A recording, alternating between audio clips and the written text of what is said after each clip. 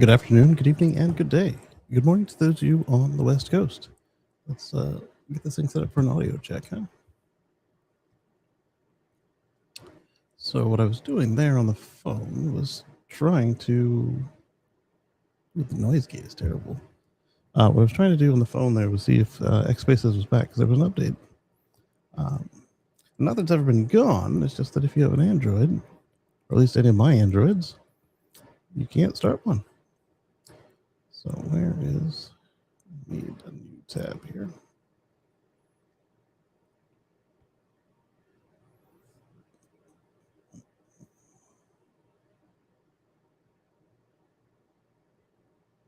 Yeah, let's do that one. It's the studio.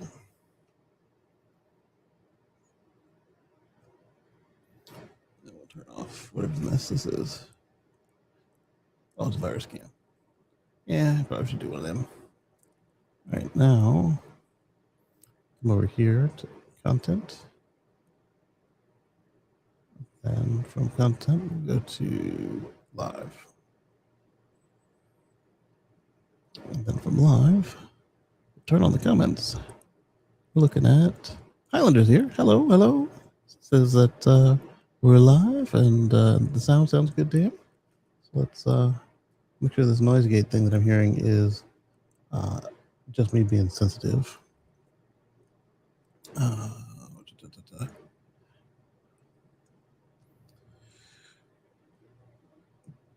Thinking about it. How is everyone today? Just found out that lost my my cousin, one of my cousins, yesterday. Not sure what happened, but it was sudden. And I was talking to my aunt. I don't know what to tell you. You've got, you shouldn't. It's your own kid, man. Like already, it's kind of hard to talk about. But like when you've got your own kids, it's not how you picture things working out ever. We've got the setup for that. No, we didn't generate this with AI. And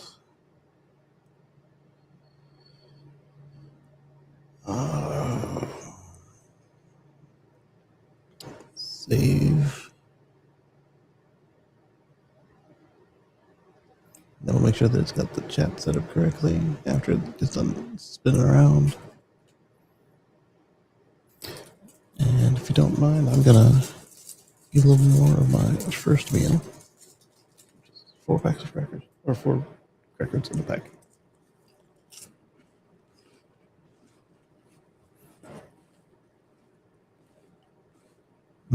So next we'll do the chat settings.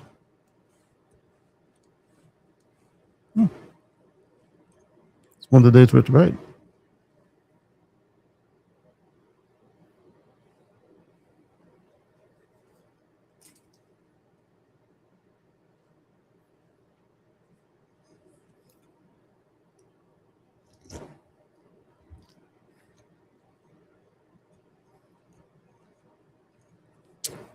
Wow, these are much drier than typical.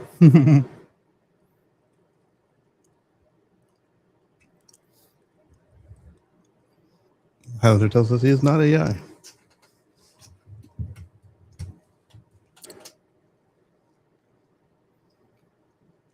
Okay, let's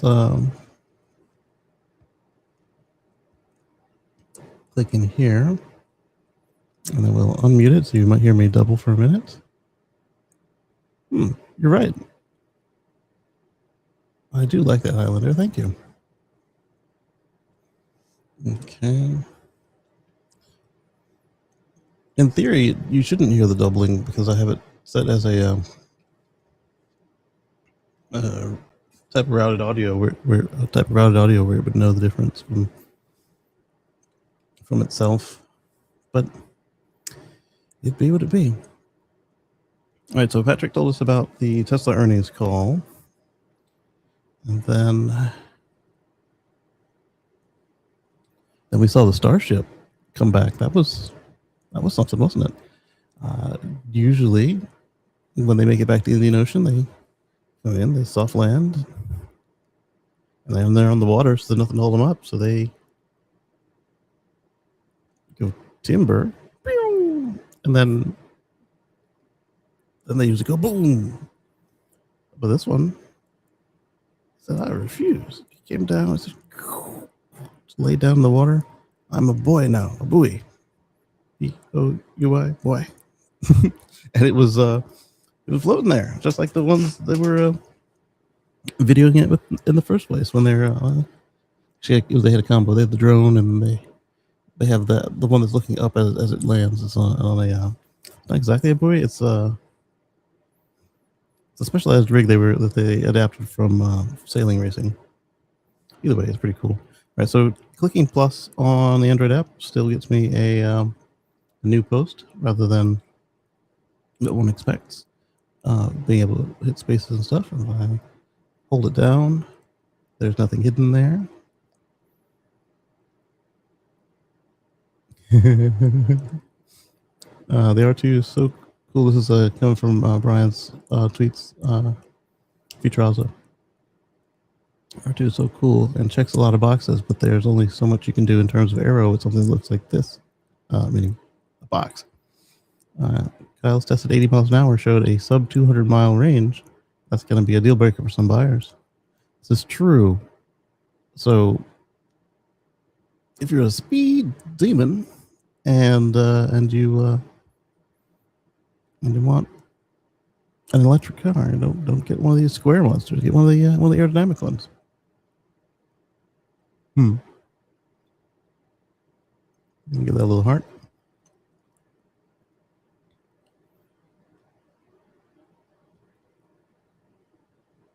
No substitution for big batteries. Need more power. This guy says find plenty of buyers willing to give up efficiency to have an SUV-shaped SUV. Yeah, it's been a long time. Everybody's been doing these crossovers, but they do the crossovers for fuel efficiency and for not a minivan. Let's see. See them peeling away a quarter of the Model Y buyers, though. The Model Y sales will keep going enough that doing so will not reduce Model Y sales. He has a point.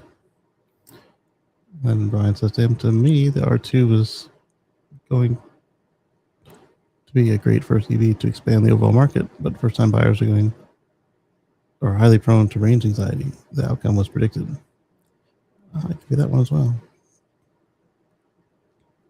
There are a few places where 80 miles per hour is legal or even acceptable. I don't know about that acceptable part, but there are a few places where it's actually legal.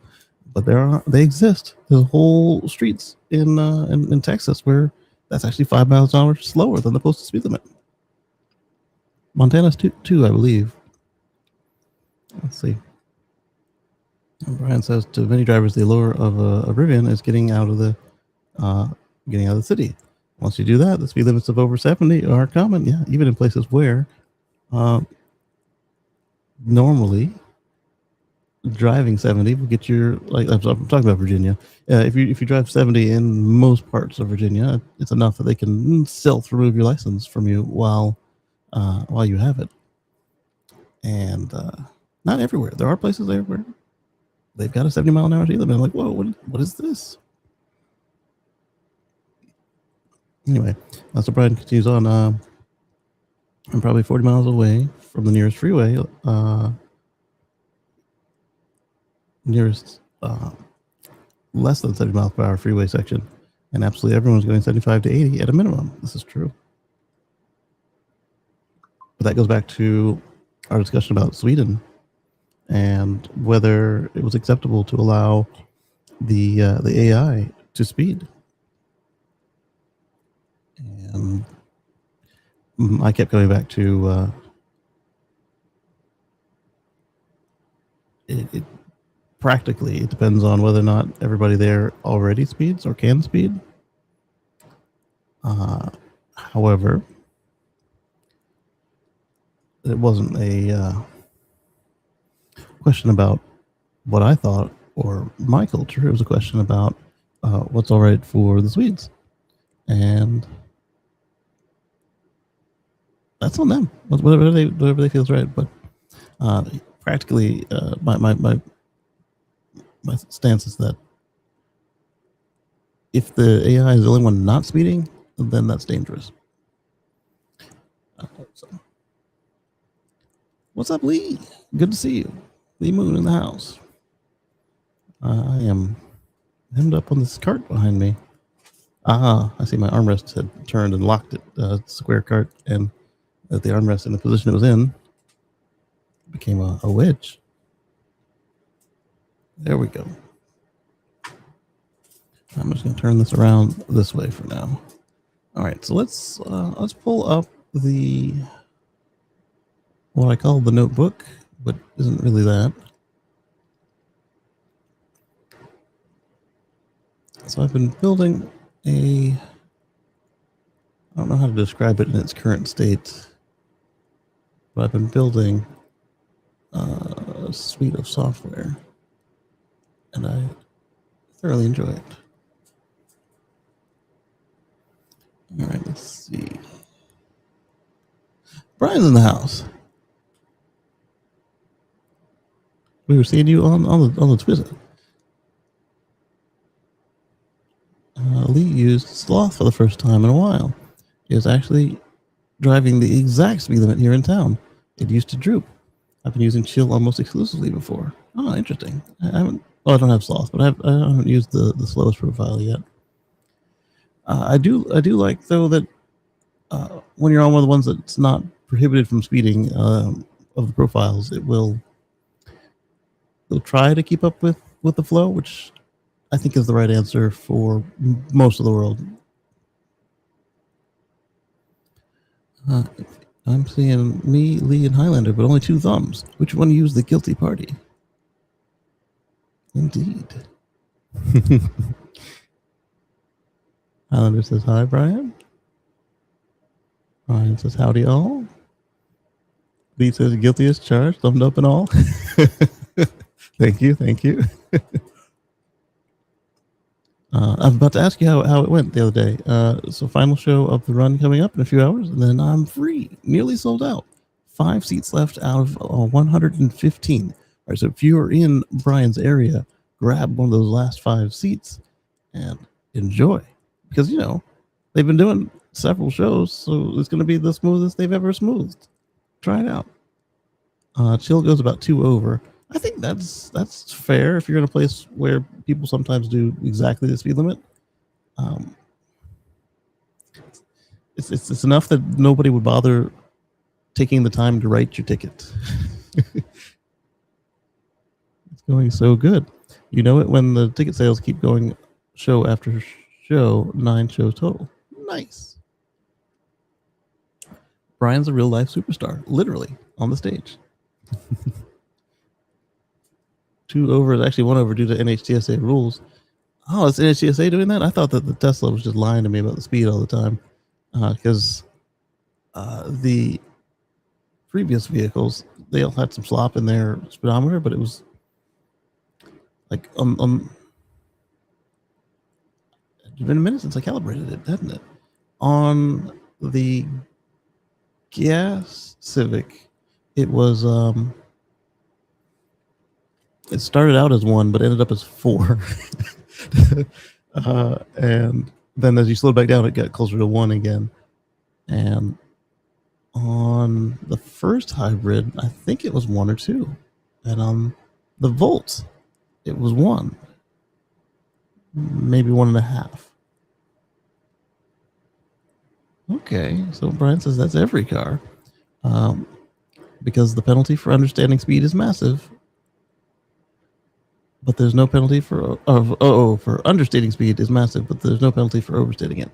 Good point. And on top of that, in most jurisdictions, you get about 10% variance, or like 7, 5, some ridiculous number that at the lower speeds is like 1 mile an hour. At the higher speeds, it's like, wow, you were already speeding, we got you.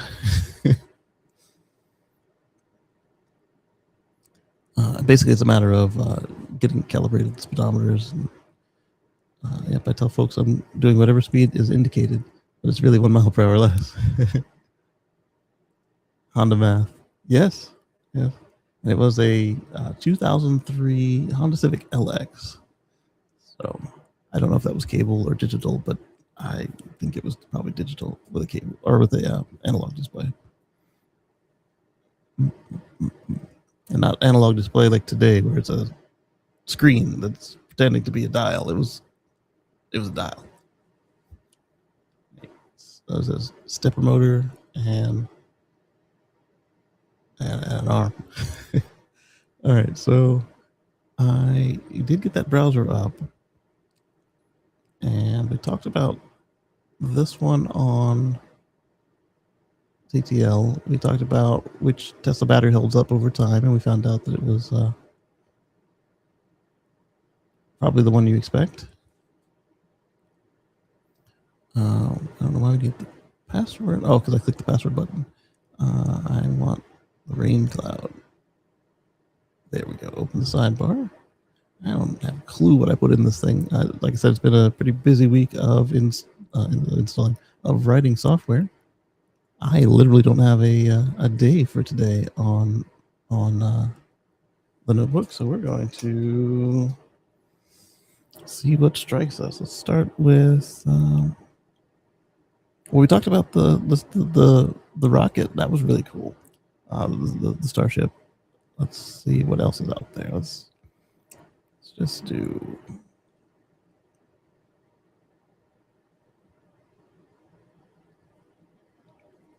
Whatever site my little fingers walk off to. Volkswagen's cheapest EVs are already a hit. 70,000 orders and counting. Well, I mean, money is tight around the globe right now, and Volkswagen's canceled most of their stuff. So, who wouldn't want their affordable EVs if you're a Volkswagen person? Here's one to talk about. It's not really EVs, but it's kind of. Actually, it's interesting that they're the only ones who don't do this as an EV. Lee says my 85 Nissan 300ZX had digital instrumentation for everything except the odometer. Even the trip meters were digital. That's kind of cool. There's probably a law requiring mechanical odometer back in the day. I wouldn't doubt it. That, or I'm wondering if they weren't sure how long somebody might park their car with the battery unplugged, that they were doing the odometer in such a way that they didn't want to have it forget itself. I thought that 300 was one of the sharpest vehicles ever made. Speaking of the Z car, I saw the new one, or one of the newest ones, parked in a parking lot the other day, and from the rear it looks really cool. And it looked like a light bar, so I'm thinking that means it's the newest one. What was I doing over here? Looking for the. Oh, I was coming back here to open up the share. Yeah, the share screen option. EV drivers are happier with their cars than gas owners, says a survey. Really? Go figure. BMW iX charged for just 15 minutes. Here's how far it drove on the highway. That's interesting. Tesla Model Y has changed a surprising amount in 6 years. Let's see what they say it is. Tesla's controversial door handles could trigger new safety rules. Really? Really? Just Tesla? Okay, sure. Massachusetts EV owners will earn money by selling battery power. You get to participate in the VPP program with your EV? That's what it sounds like to me. Odometer resurrection might have been the thing back then. Yes. Let's say it was. Not that I know anybody who did it, but I get what you're talking about. I love my Z cars. The new ones are awesome looking, except for all that gas stuff. Yeah, didn't they promise us an electric one at some point before they fudged up the Leaf so bad? Let's see. Tesla itself sold nearly 1.5 million FSD subscriptions. Hey, somebody's on his way to another $1 trillion pay package, isn't he? Actually, it's gonna be more than that if the price, if the stock keeps being healthy by the time he's able to cash out on that. All the EVs that got canceled or delayed in 2025 and 2026 updated. And on the headline is a picture of our good old S and X. Yeah, you don't normally see these guys on the cancellation block. Let's see who their cohort is this year. Bill taking aim at Chinese cars in America just advanced to the Senate. It could hit Mercedes too. Huh. I still don't understand. I don't know, Brian, if you figured it out, why Volvo is okay and Polestar is not, even though they're both Geely. Boggles the mind. I mean, there's a couple conclusions one could jump to, but I mean, it boggles the mind if you try to look for rational reasons why that would be. Ford is switching to Apple Maps for its next-gen EV navigation. It's kind of interesting. I thought they were also removing CarPlay and all that, like GM did. Subaru's biggest EV yet just got delayed. Yeah, that one, the Highlander got delayed because Toyota got a Toyota, and so the two other cars based on it can't come out until the high volume one does. Volvo EX60's excellent range somehow got even better. Chevy Equinox EV next gen coming in 2028. That sounds like Chevy. Every couple of years do something new. Tesla sold 25% more cars in in Q2. Its operating profit still plummeted. Yeah, if everybody's moving to your cheaper cars and all your costs are going through the roof, your profit will go down. Ford made it easier to back up your house with an F-150 hybrid or Lightning. That will be worth looking at. Tesla is recalling 15 cars for being too Canadian. All right, so there's our recall segment. And Tesla Diner was the most utilized supercharger in its first year.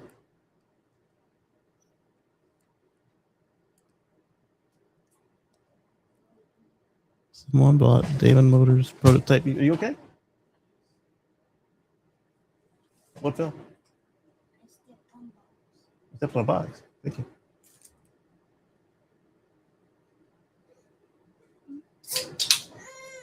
Hi, baby.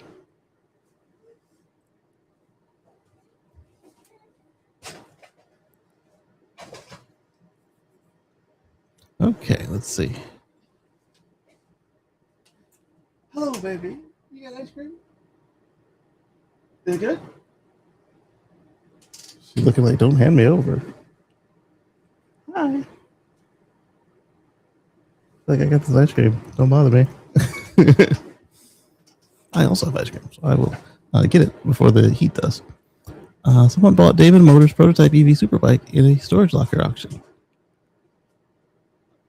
The first and likely only David produced motorcycle ever to be sold to a customer. Interesting.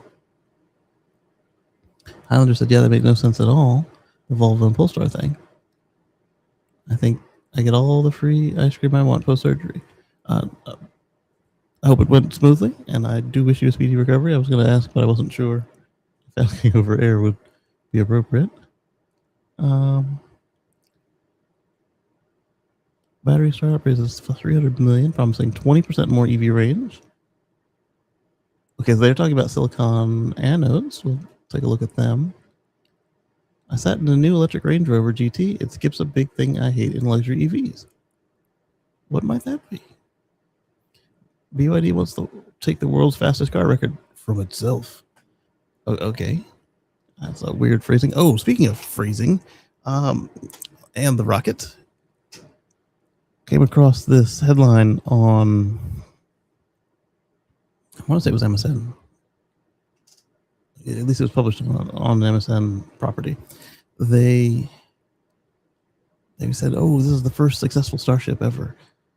And I was like, excuse me? How do you define success?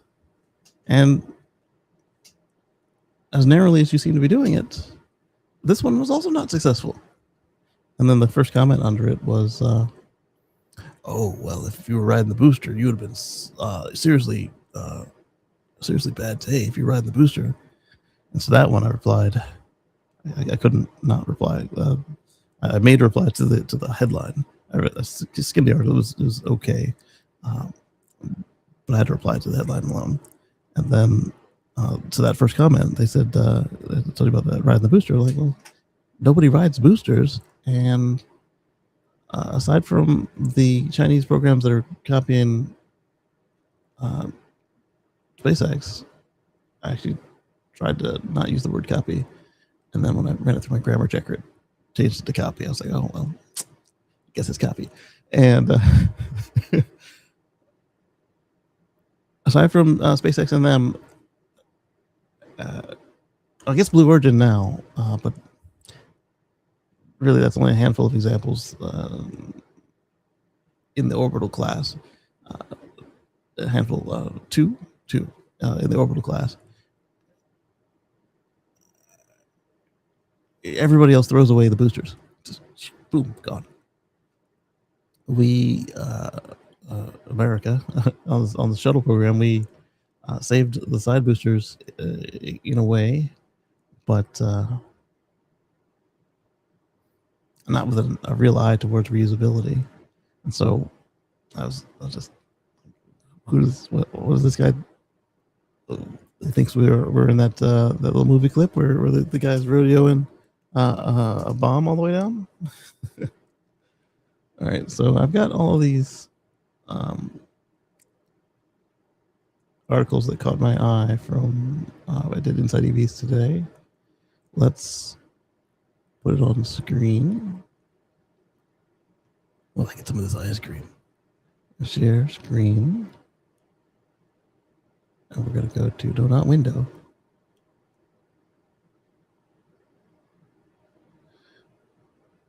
Dr. Strangelove, yes. Lee and Highlander got it up in there. We're going to share this. We'll come back to you guys. And I'm going to put that there. And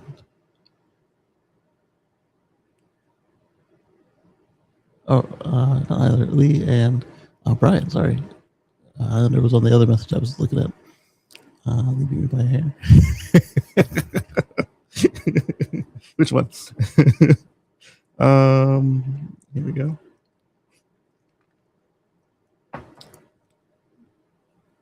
Oh yeah.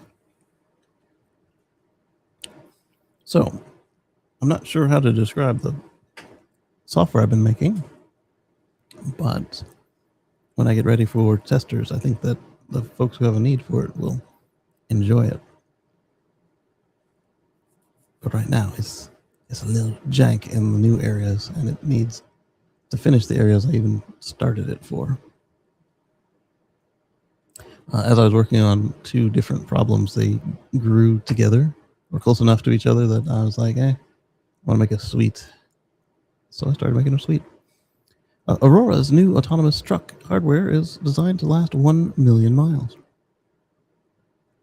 So with this one, what I was getting at was Aurora is the only autonomous company that I am aware of that is still working on combustion fuel. However that goes. Although I did find myself in commercial trucking podcast land somehow, and was listening to a guy who had a chance to, his company got to borrow the Tesla Semi, and he was explaining some of the stuff that he was allowed to talk about. There's not a lot that he was allowed to talk about, and he is their environmental guy, and he suggested that it might be easier just to stick with liquid fuels if you're going to go autonomous on these long haul routes. And I was like, I'd like him to articulate better than the 30 seconds that the interviewer gave him how that makes any sense, other than just raw speed and throughput. Because if it doesn't need to take brakes and it can fill up as fast as you can dump liquid in something, then yeah, but your maintenance is higher, your fuel cost is higher, and depending on what you're hauling, if you're not hauling custom critical, if it takes an extra 4 hours on the trip to charge on a small battery, and you can lower your prices enough that you still make a profit and the customer sees the savings to come to you, I need to maybe I should find it and then see if he is interested in answering any questions. That might be, it'd be the journalistic thing to do, but that might be worth. Anyway, as he was saying that, and I was like, that doesn't make any sense to me, and my gears were spinning. These guys were the ones that came to mind. I forgot their name at the time because of it, because I was like so shocked. But Aurora is them. Self-driving startup Aurora unveiled its second-generation hardware for autonomous trucks. The Aurora Driver 2 is more powerful, more compact, and cheaper than its predecessor. The startup claims the suite has been designed to last 1 million miles. That sounds impressive at first, but I'm thinking about it. This is just an add-on pack for a truck at this point. So if the truck itself already can last that long with proper maintenance, why would not your add-on? It looks less ridiculous on a truck than it looks on a Waymo. Putting all these hats on it and stuff. So you've got these bars coming out of the fairing. You got the Cyclops LiDAR eye up front with the cameras and everything. You got another LiDAR in the front because LiDAR, obviously needs extra LiDARs to cover themselves for reasons. I'm sure. Well, no, they didn't put them on the mirrors this time. I don't know why they didn't put them on the mirrors this time. I see. Right here on the hips. It looks like they've got them right down here, like the Waymo does. Okay.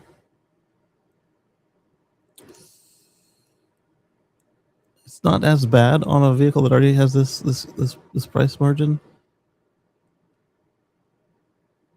to have to add a couple grand in sensors and then software and then monthly fees.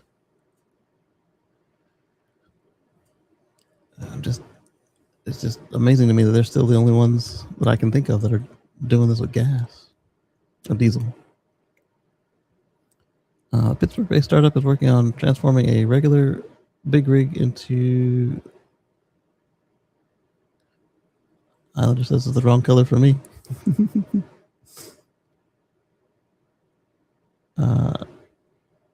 Brian says the mirrors need to be able to break away. Oh, that's true. I didn't realize that was true on the trucks too, but it makes sense because they hang out there and who knows what they're hitting. The Chinese solid-state LiDAR only costs a few hundred per unit. Yeah, but when you need 12 of them, then you earn the cost of what they charge for keyless entry on a truck for no reason. I don't know why these trucks don't have keyless entry standard. That's ridiculous. You got drivers standing in the rain going like this. That's stupid. I'm sorry. That's just their manufacturers being. I call it money grubbing or nickel and diamond, like I do when I call it to Tesla. But I get it, but it's not.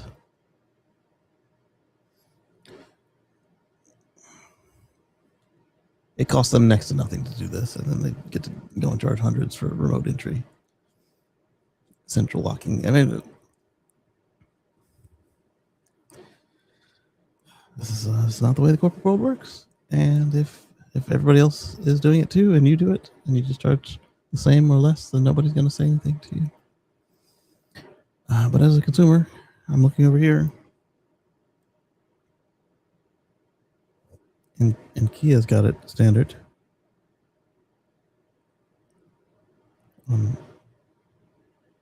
These guys over here, with all the profit margin, don't have it.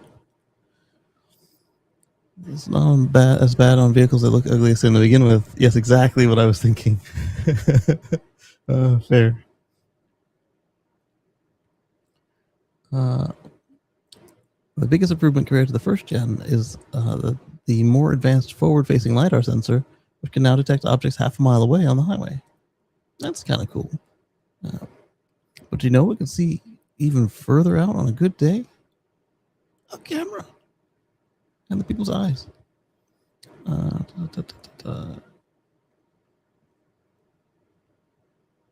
well, that part is actually pretty cool. Half a mile away on the highway in direct sunlight or during the night. Direct sunlight. That's a pretty hard problem to solve. We know what Elon says about it, that they have solved it in a way that nerds didn't understand when he said it. I say nerds. Clearly not the right kind of nerds, because those ones understood it, but either way. But yes, looking directly into the sun is not directly in the sun, but with the straight on glare is a hard problem to solve. Look at us meatbags. We've got like special glasses. We hold our hands up a special way, and then we've got the visors. But at just the wrong angle, the visor doesn't do any good, because for it to do its job, it needs to just be blocking off your view.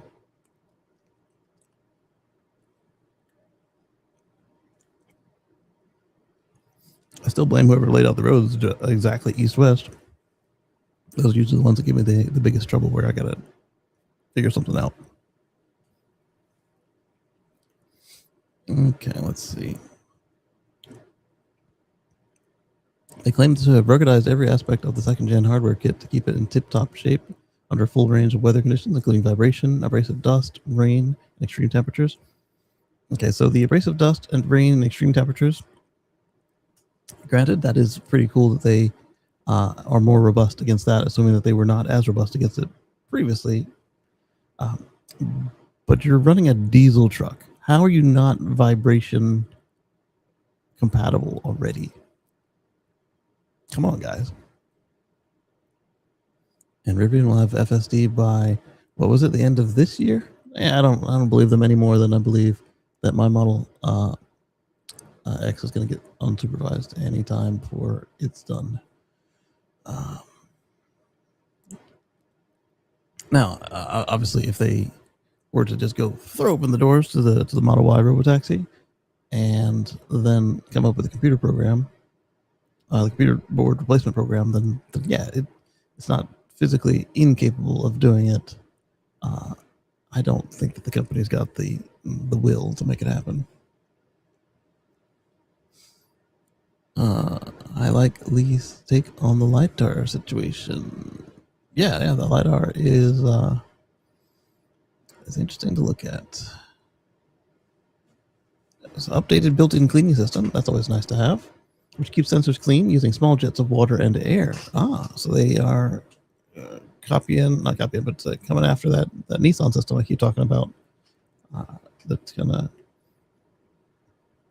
Well, the Nissan was always just keeping stream of water on it, but it suggests they had some puffs of air in there as well. But that's cool. Allowing the truck's electronic brain to see better during some bad weather. I'm not saying that they did a bad job, but some of the stuff they were patting themselves on the back for.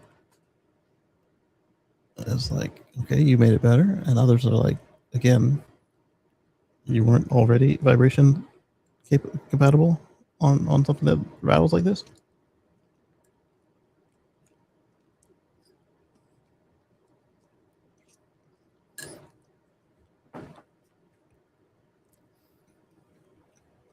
Everything is connected to a brand new computer powered by NVIDIA chips.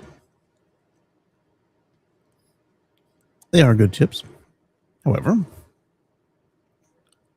they're in quite demand right now, so their price going like that.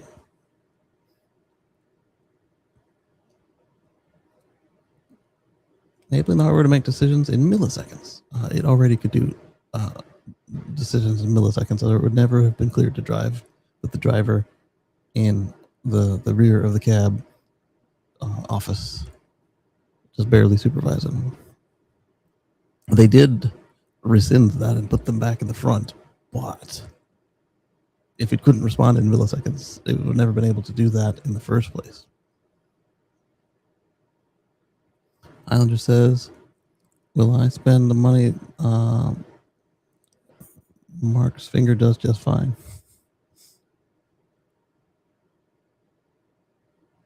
Working at Kennedy Space Center and living in Titusville meant to drive directly towards sunrise or sunset daily. Yes, yes. Florida was where I experienced it the most. The direct sunlight drives. When I moved to Tampa, the sun was always behind me on my commute. A welcome perk. I understand, and I've been there. I've appreciated it as well. When you get to the company on the other side of town, the sun was always to my back. Couldn't see crap in the mirrors, but looking forward, it was nice.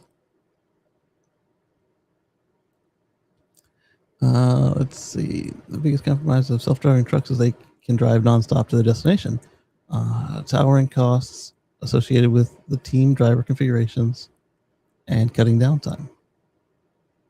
We don't have to team drive, but yeah, it's popular. According to Aurora, its second generation hardware can enable fleet operators to double their revenue per truck. Up to asterisk. Up to double. Fully redundant and housed in a chassis that's 40% smaller than the previous model, which reduces costs and it makes integration easier.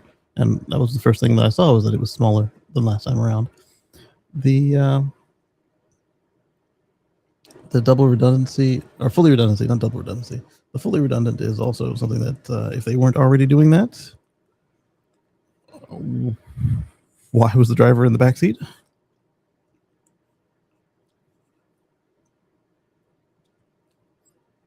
Because when you think of it,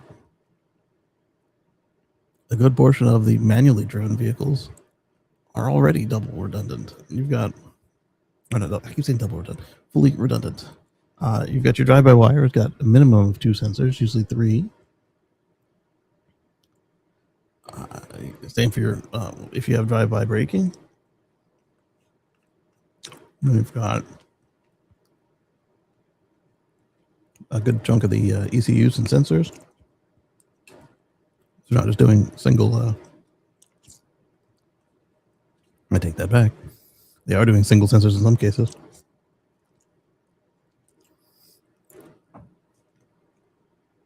That's why losing an oxygen sensor can put you down hundreds of dollars. But it's not just the only oxygen sensor on the vehicle. It's that there were only 2 of them usually. So when you go to do a differential, whoops, you can't. And the rush hour was opposite of my commute. A double perk. Oh, those are the best. The counter commute, man, you're looking at everybody just piling up, having their bad morning, and then you like bebopping out of work. You're going the other way, and you're watching everybody grumbling, trying to get their way home, and you're just sailing. That is, oh man, that is awesome. The only thing that beats it is not having to drive into the office at all. However, we're not allowed to do that anymore, apparently.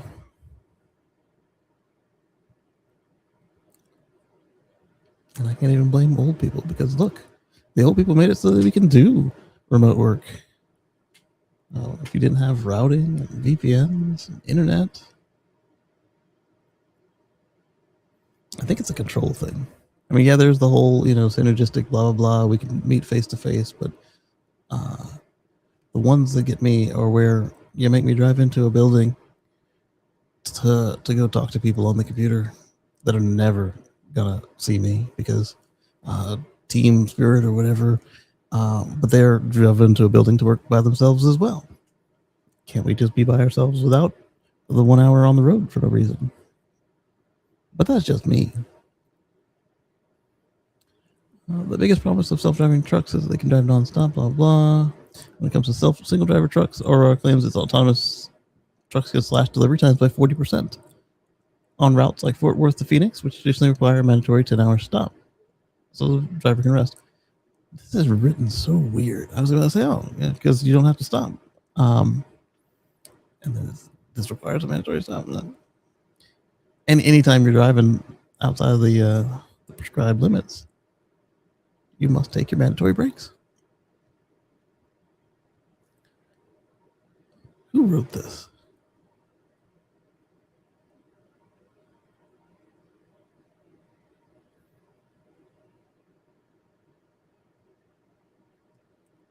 Okay, I think I've seen you write stuff before. I've never picked them apart like that before. Maybe it's something about the Aurora is just making me just ornery. The biggest promise of self-driving trucks, they can stop non-stop. I got that blue thing again. Oh, that's the end of the article? Sorry. I picked apart half the article. Let's see the comments. Everyone seems to have passed Tesla in the self-driving tech. Have they?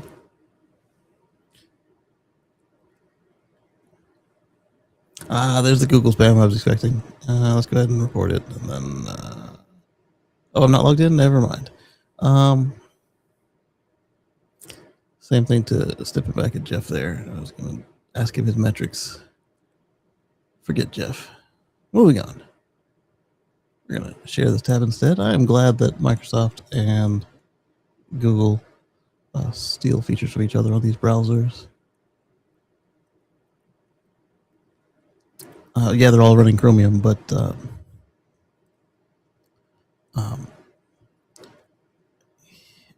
when they first moved Edge to Chromium, it seemed like Google didn't want to. They were a little too good to borrow ideas.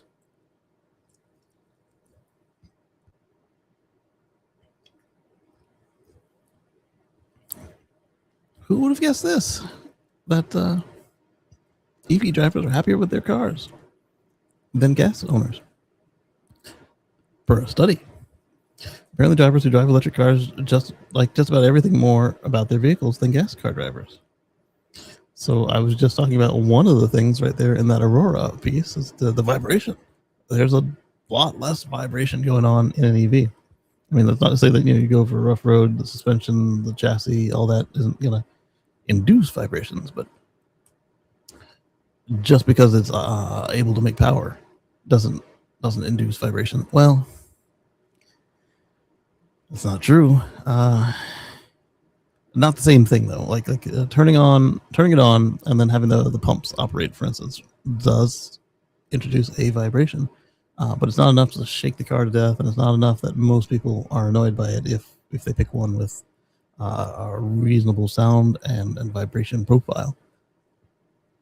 And even if they don't, but they shock mount it, put it on an isolation mount, usually takes care of itself. Plus, by the time you do get going, that is a minor concern. And if you listen to music or ebooks or the news or anything but the sound of your own thoughts on the open road, you won't hear most of these items because of they're so quiet, and the road itself is so loud. That's Blazer EV at a supercharger. I like how most of the pictures on the site this morning were other EVs at superchargers. New vehicle owners happy overall with their cars than they were last year. Oh, so quality must have improved a little bit. And there's the study, JD Power. Okay. People who bought EVs have the biggest smiles on their faces.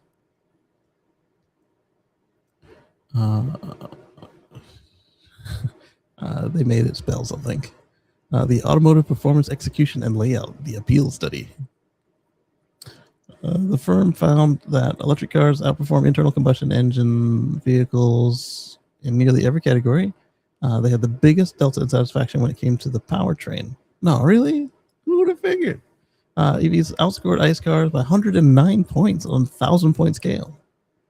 Huh. Since EVs are punchy, smooth, and quiet, and really any one of them will kick the pants off of a typical gas car in that regard. Yeah, even the ones I kept calling like the Toyota of EVs, where they deliberately made them slow, they were still faster than gas cars. And I do believe that was the ID4, if I'm not recalling wrong. I like the way this Blazer interior is laid out. Is not too many knobs and switches compared to Chevys and Cadillacs past. Stands out to me, the appeal scores improved across every powertrain type. EVs had the biggest year-over-year jump of 22 points. Interesting. They are genuinely getting better in lots of small ways. From more convenient NACS charging. Oh, that's why. For 26, everybody else, well, not everybody else, almost everybody else got their NACS ports. And yeah, getting NACS alone would get you off of some of the worst chargers out there. I'm not saying that the cable made it bad, but it did not help. And then, of course, if you're not stuck to a charger from people who don't care to maintain their equipment, and you can just use so far, to me, the best deployed network out there,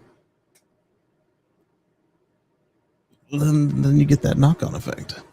And that's part of what Jim Farley said about how his family had to charge in the Walmart next to the dumpster instead of, like the kid said, why can't we charge over there next to the eatery and the bathroom and all this stuff instead of having, back there with Jimmy and the boys. Oh boy, let's see.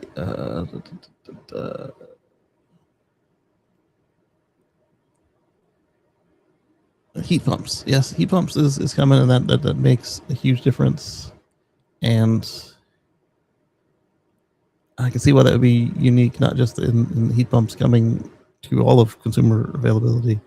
Finally, you don't need to put them on a gas car because in the wintertime you've got waste heat, and in the summertime you can save the 5 cents on reversing valves in quantities of 1 million. To not do that. However, once you've got a heat pump in your lineup somewhere, I can see a full stage heat pump still improving your efficiency on a gas vehicle. Would it be enough to put it on all of them and pay somebody to optimize it so that it does the trick? I don't know. But if you did the heat pump thing on top of the heater core thing, can you imagine how much more comfortable your vehicles will get in the areas where it's cold enough that you still need supplementary blankets inside the cab because the cold air is sufficiently wicking away enough of the heat that the engine is producing. I'm talking about Alaska, Canada, Norway, Sweden. When you get all the way up where it's really cold. But is that enough customers to justify the investment? I can see them just skipping it on a gas car. But the engineer in me says that they can optimize for that. Because I say put heat pumps on all the things, electrify all the things. So I'm biased. Let's see. So that part makes sense, but it's everyday Americans. Increasing geography drivers. You expect the overall enthusiasm to waver. You would, but if this is their first EV, imagine how you were with your first EV or first hybrid. It was pretty exciting. And then you get to do it all over again.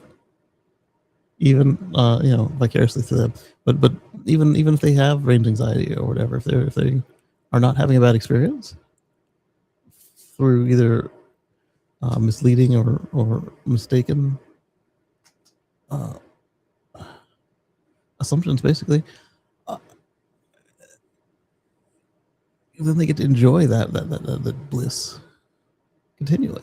And then you look at if they are a dual car family, and then one of them starts having to get repairs. The EV repair situation is, if you don't get a lemon, it's keep the washer fluid in. You rotate the tires. You change the wiper blades. Change the cabin filters. For the study, JD Power surveyed 80,000-ish people for the 2026 model year about their first 90 days of ownership. Oh, it's even easier this way. Think about how much more can go wrong on a gas car in your first couple of days. It asked owners about 37 attributes ranging from the sense of comfort they feel when climbing into the driver's seat to the exhilaration when they step on the accelerator. Well, there's a reason I call it the lightning pedal. I don't call it the thunder pedal, but it's the lightning pedal. But the sound effect is that of air filling in a vacuum that you just left. Survey backs up what we already know about EVs from other research. EV owners rarely go back to gas, and most of the time they intend to buy another EV. One recent study from CDK found that 90% of EV owners plan to buy another EV, and that 73% say their household will always own at least one EV. There are only a handful of instances where I find that people are wanting to go back. One is something happens to change their circumstances. Like all of a sudden, like us, where we went from being a single family home to being in an apartment. The apartment story for what we'd already experienced of the ease of just plugging in and walking away and going to sleep and coming back to a fully charged vehicle. I don't blame anybody who has to go somewhere to charge for a few minutes every week or multiple times a week. I don't blame them for wanting to go back. But most of the ones I see that want to go back are, they just got, either they had the wrong assumptions or they had picked the wrong car, the wrong software, the wrong charging network. They just didn't get the right one. And not necessarily because they didn't do the research. Some people did do the research, and then they had, they let making a statement to other people who don't pay the car note influence how they made their final decision. So they knew what cars were right for them, but because of that, they picked the wrong car and then had a bad time. Others didn't do any research or didn't do enough, and they got the wrong car and then had a bad time. That would have been, had I not done the research, that would have been me with the Nissan Leaf for my first EV. If I took it on the test drive, and then I did my commute with it, and said, "Oh, I've got an extra little bit of buffer." Had I bought that vehicle,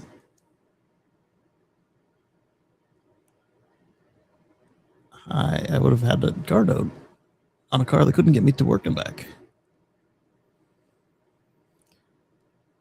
So I made the right choice there. But again, I did the research. But anybody who did that one test drive and said, "Oh, okay, it's fine," they would have been in that bad situation. So that person might say, "Oh, because of this, I'm going back." Doesn't make sense to me, but Bradley says it was nice to get off gas price roller coaster. Of course, more power plants are now needed, not due to EVs, but due to AI server farms. There you go. Because every EV that takes a gas car off the road also is able to take off that much gas refining. For every mile driven in an EV, that amount of electricity is needed for that same amount of gas for that same class of car. We've been over this about how well, I wonder if they even, with the AI data centers, I wonder if they even rank anymore, or if they're been pushed down into the other plot. The refineries would be found high on the list of consumers around the world of electricity. It's just part of how the chemistry works. Part of the increase of price of electricity is due to EVs. Part is also due to people switching from gas to heat pumps for their houses. Every electrical increase in demand increases the cost, and thus the price of electricity in a regulated market. That's what they want you to think, Mr. Chevrolet. But if you look at the bigger picture of it, again, as I was pointing out with the reduction in you really didn't move in it on some cases.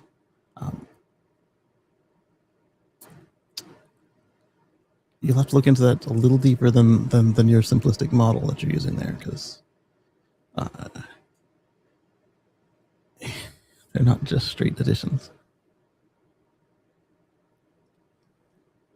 Good. Somebody got him. CR says it's not strictly true.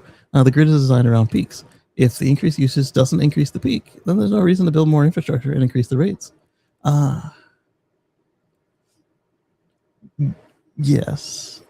Also, the base load counts as well.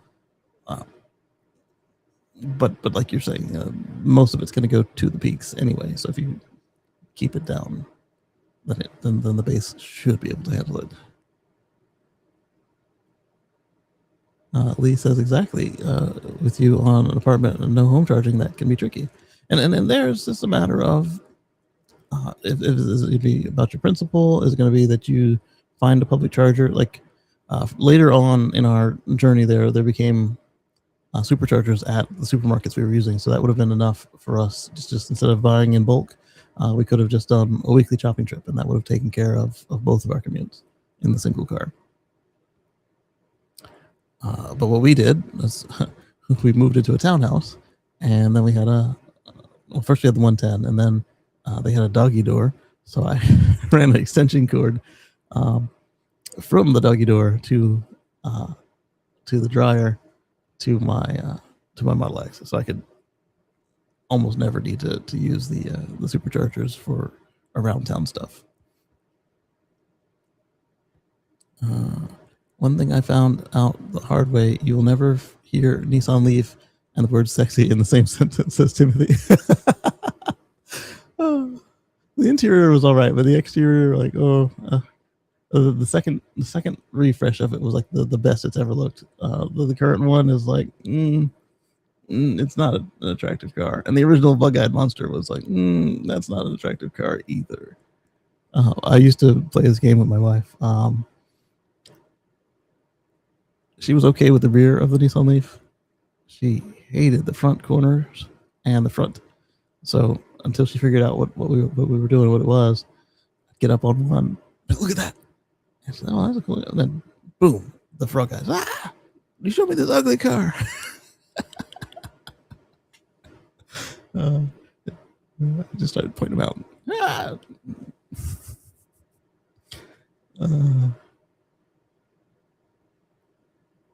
Lee says, I wasn't sure how well an EV would work in my area until I bought the Bolt. Turns out it's easy, and the Tesla's made it a zero-worry ownership experience. Charging is as easy as long-distance trips. Exactly. We do really need to address the multifamily charging story. We need to make it easier on them. I don't know how to do it without forcing slumlords to not be so, I don't want to say greedy, but like apathetic. We see that California has solutions for it, where some jurisdictions say, hey, if you're going to do a new multifamily, it needs to have this much charging. Or if you're going to retrofit a multifamily, it needs to have this much. So that's one way to do it, but I'm not sure about legislating something all the way through every time. That's not always the way. Sometimes it's the only thing that works, but I don't think that's the case here. And then Timothy found out the hard way of the Nissan Leaf and Highlander. I was an engineering major at Metro Detroit at a forging facility. Our motors are so huge and had such a large inrush. I had to figure out different shifts to stagger the startup at the motors. See, exactly. Like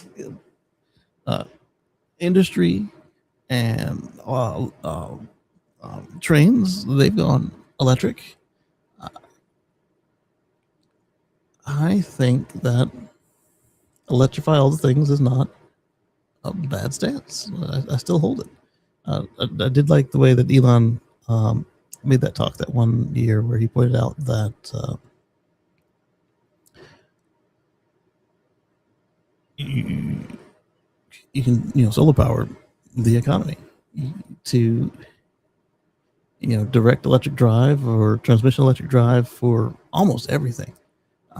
For heat, you can do heat pumps, and then for high heat, this is where he got me because he said, "Yeah, hydrogen can still work," and then I was like, "Why?"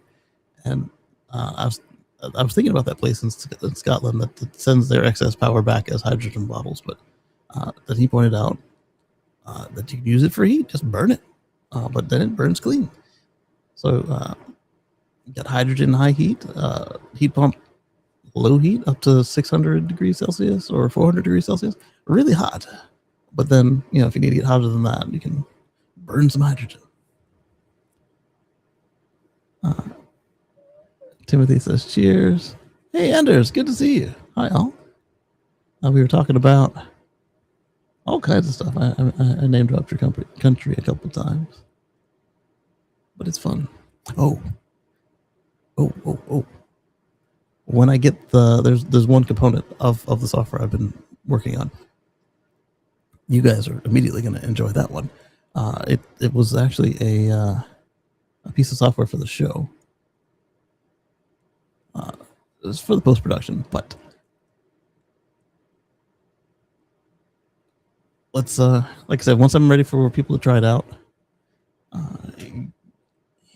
it's going to have a wide swath of testers. This will be interesting. It's going to be interesting. But just be on the lookout for me to do something with the show on that.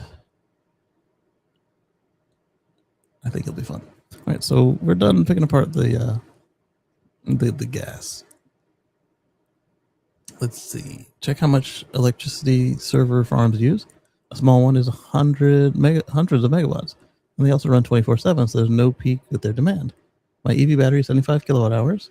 Run the math to see how many equivalents of storage batteries that would be needed. That is provided when you have enough solar. Then calculate how many hundreds of acres of solar panels will be needed for one server farm. Okay. We're not hard up for land in this country. We're not hard up for land anywhere in the world, really. When you look at how much space we've dedicated to cars, we don't even need to burn farmland on this, although the engineering expense is not conducive to just cover the roads. But if we cover any places where we're already parking cars, or we put some stuff on the roofs of buildings, and like as we talked about previously with the agrovoltaics, some crops and some animals appreciate the shade, so you're not having to give up usable land to put down enough solar. Thunderstorms. Correct about peaks, but you're assuming people are conservative enough not to charge their EVs at peak times. Or you can do what my utility does and charge 4 times the price when you don't want people to use it. I got my dad's Powerwall back online. Remember the red Powerwall I had in the background forever? I had it installed at my dad's house, and around February it went offline. It was still doing its job as a Powerwall, but it was not communicating. And went through all the steps, but it's like all of my Tesla stuff. It's just older than Tesla wants to deal with, and and this red Powerwall 2, the password was not on the label, like the app insisted. So we were fighting this thing, and then we ended up just calling support, and I guess something about my number made it trigger through, because when my dad tried to call, it just did not work. And when I called, not only did it go straight through, I got we were using his account for all of it. I got a survey request in my email after the call was done. Never told them who I was. They had the caller ID thing, but like we never discussed it was me. And then when they asked for the credentials, we gave them his email, his phone number, his address. And I got the how do we do survey.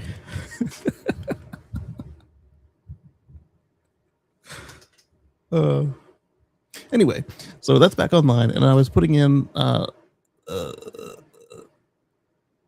the house that Powerwall is attached to has the same electric rate as this house, and so I was putting in the off peaks and the on peaks and the super off peaks and the super on peaks and the nights and weekends and holidays, of which there are no holidays anymore and no weekends, so that was easy.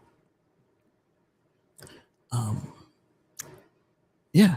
So you give people an incentive to do what you want them to do monetarily, and I'll take care of itself, Mr. Carry Chevrolet. But the beauty of it is that because it's a Powerwall, it does exactly what I'm doing here without any extra thought beyond making sure that the schedule is in there. For some reason, this large power company is not in the Tesla database for his house address, which is wild. I'm sure they interact with each other. If they can interact with both of my thermostat brands, then they can surely interact with the Tesla Powerwall.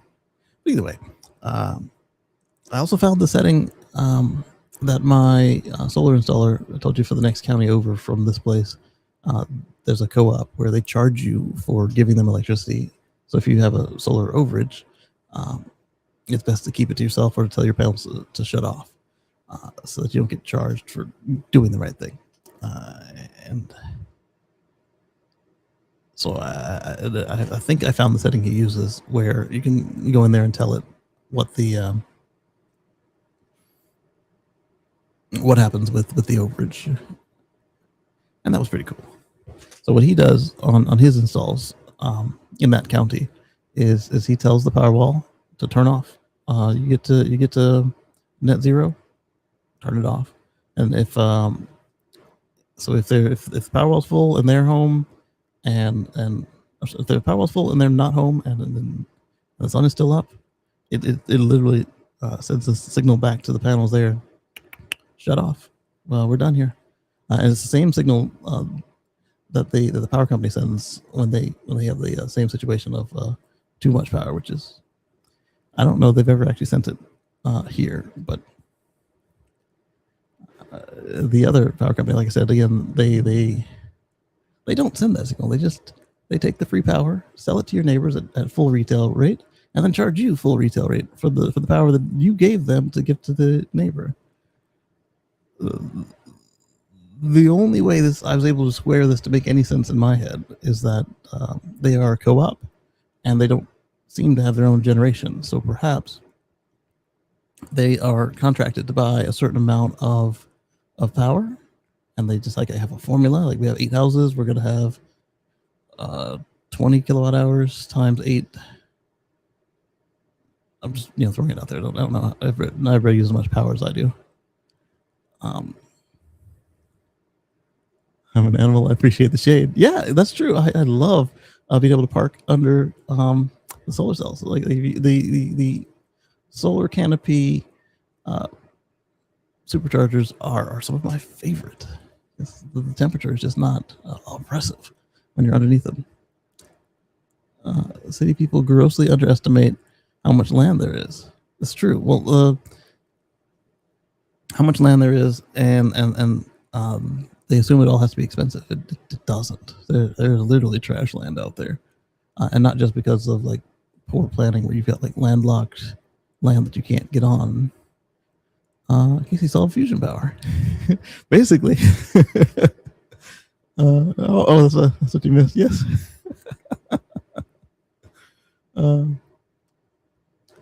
So this guy isn't seeing the whole picture here with his pessimistic view. I don't know if it's true, but historically, utilities have had a hard time coming up with variable rate fee schedules for electricity. Mine didn't. They have trouble coming up with one that makes sense and is fair, but they are very glad to start charging you money. Hey, Solo, good to see you. And the AI data centers bother me less than the Bitcoin miners. That's true, though. I get where he's coming from. The AI data centers are doing, hopefully, real work.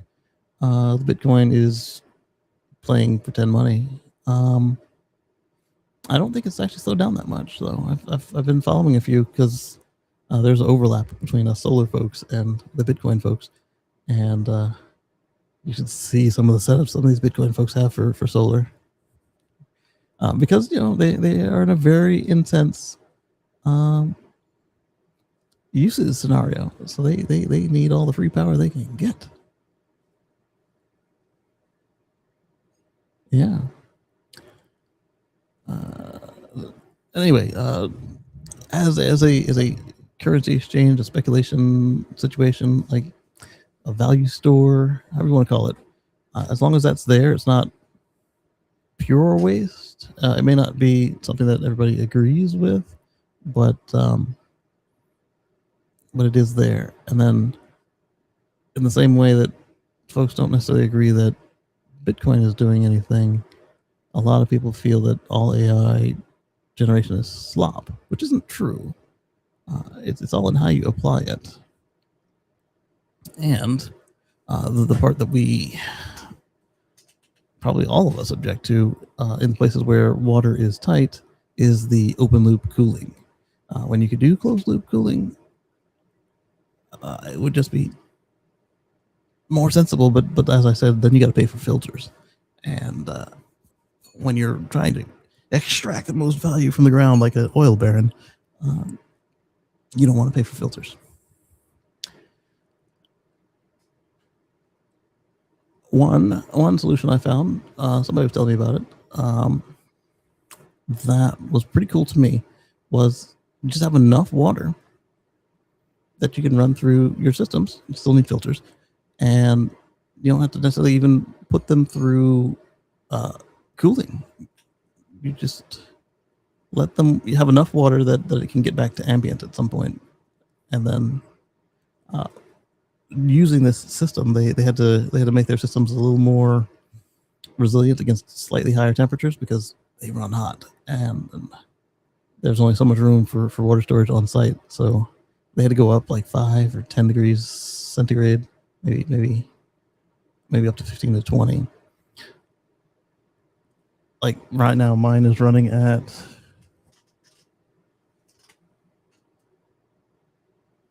it must be doing work. It's at like 40 C. Normally it runs at like 28 to 35 C, just sitting there, bringing me to you guys. But so they would run at like 50 to 70, just still nothing. Because the chips themselves, even when they're built for air or built for water, they still build them for like 70 to 90 C. And when you're only going to run them for a year to 4, you're not looking at the longevity. The only big advantage an ICE owner has over an EV is the refueling speed. And again, that's only on road trips, because as you look, if you look at my back in my video, I pointed out that it takes about 7 minutes if you're racing to do the gas station thing. If you're taking your time, it takes longer than that. If you're going to Costco, Sam's Club, cheapest fuel price on the corner this week by the signs, you're going to spend more time than that, more than 7 minutes. So if you're on a regular trip, a regular commute, you got to fill up once a week, once a month. Then the EV, I did the math there, but the EV is saving you time, including the road trips. Just not, if you isolate to the road trips, then yes, the fueling on the road trips is slower on the EV. And Brian, if he's lurking, Brian's always lurking. Now the fuel prices are at least 20% higher, and they are accepting the charge. Wait to save the money. We'll see decades of experience driving, refueling, and servicing ICE fees. We know that the switch to EVs is the best decision we have taken. Is this still the Chevy guy? Okay, no. Oh, this is the guy who's saying that their advantage was the trip fueling. Now the prices are 20% higher. In my case, having fueled and serviced gas cars before I could drive them since 65. Hey, there we go. There's a There's a car enthusiast right there. Since 65, I now drive a 22 Mach E every day. I like the Mach E. And I just wish it had a different name. Notice they didn't call it a Mustang. and recharge it once a week for free at my home. My 2 gas cars are now covered up to protect them from sunlight, rain, and the Sahara dust and sand. I will restart their engines once a month to keep their engines clean, and I have a 12-volt DC batteries charged. I may sell them off in a few years. A lot of people end up doing that unless they have like literal collector cars, and then they you still don't drive them, but they have to take extra precautions to keep them nice, because they're not like, oh well, today I'll drive the convertible. Like, nah, I'm not touching that thing. I don't rely on JD Powers for anything. I take the dollar in the mail when they send it.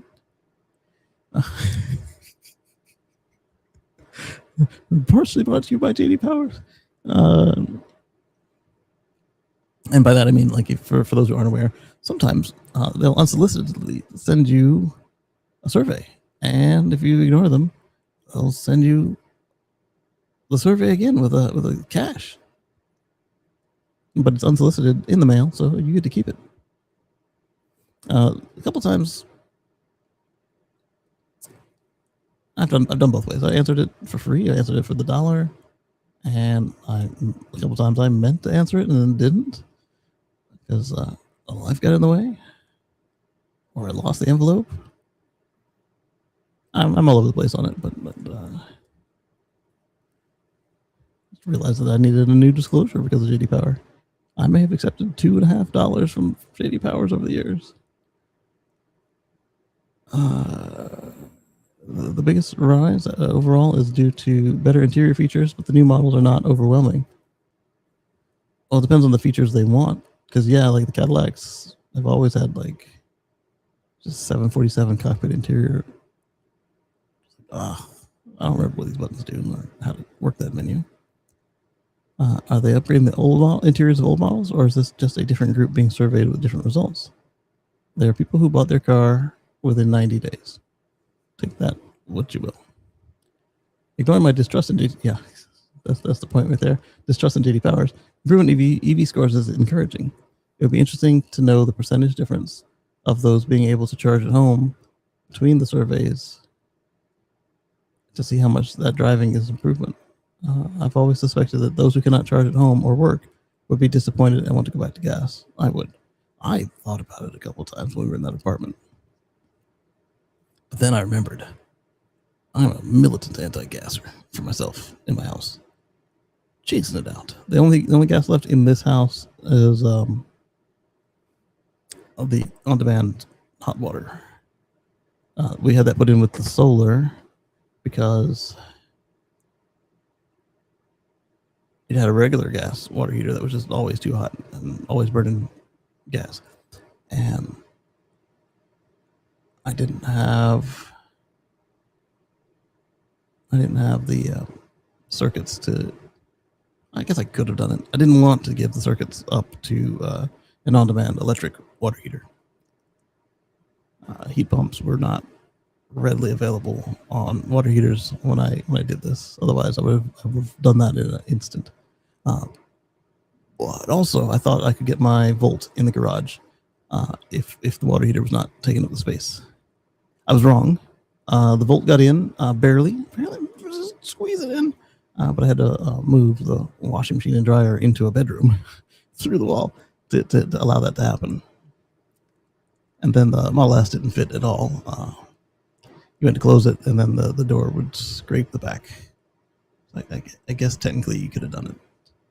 And then the Model X ruined that. It just did not fit in there. Unlike the townhouse, where the Model X could fit, and you could walk around it and put stuff in front of it and behind it, and that was nice. And it was much older than this place. Usually, the older the houses, the smaller the garages are. And it wasn't one of those situations where it was like a tandem. Is it tandem? Tandem bike. Yeah, so it would be where you got the two cars parked in front of each other along the length of the townhouse. It was not that situation. It was just. I still think that was bigger than houses of its era, just because it was a townhouse, and It was one of the situations where there was a basement, and a good portion of the basement was the garage. Yeah, I think it would have been smaller if it was a house of the era, like with a attached or detached. Well, detached garages, I think they tend to put them in reasonable sizes unless you're in an apartment, and then they shrink them down as much as they can, like a storage locker. But the detached garages, I imagine they would make them useful sizes, and attached garage of that era would I know it would have been smaller because my parents had one. Their house was the same. It was the same area too. Same area in Virginia. Same vintage. Theirs was bigger than mine is now, but I think I would have found that it would have been much smaller than the one in that townhouse. Hello. Oh, thank you, Moto. I've got a peanut butter and jelly sandwich. I guess I'll put it here. I put it there.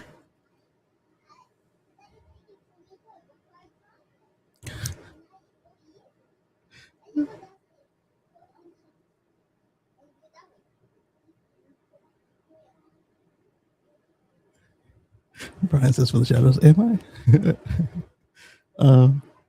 She said I took it from her before she dropped it. I didn't realize she was going to drop it. My apartment building uses heat pumps. Lots of hiccups. Nice when it works. Yeah, that's the other part of it, though, is that it's not exactly new technology, but because industry was able to push it off so long, that a lot of the lessons learned that needed to be learned were not learned yet. And the astronomical markup people got charged for new technology, even though it's a 5 cent to $5 part on what we've already been doing when we got air conditioning.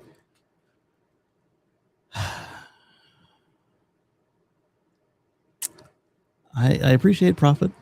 But sometimes we might take it a little too far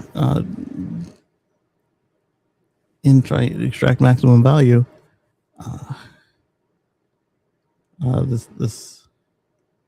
This software product that I'm making, I think I'm going to give it away for free.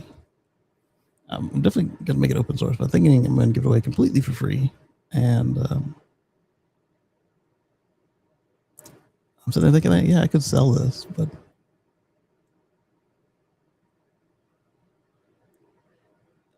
I could also just I could charge to do implementations of it or something. I haven't looked into a revenue model on top of free, but I need to take donations for it. I need to open that up, because then people say, oh, this thing is awesome. You saved me this much. Here's a portion of my savings. I think that's fair. Apprentice moderator on the scene. Yes, she was. Okay, so that was that guy in gas, and then the Google scammers. So now let's share this tab instead. Close that tab. No, I should have done. I'm gonna do it in this other tab. I'm gonna sign in to Motor One again. Don't know why I'm not signed in right now. Register, sign in, continue with email. Are you going to ask my fingerprint? Are you going to ask me to type in my email? Because you knew what the password was. Oh, I see. They know the password, but not the email.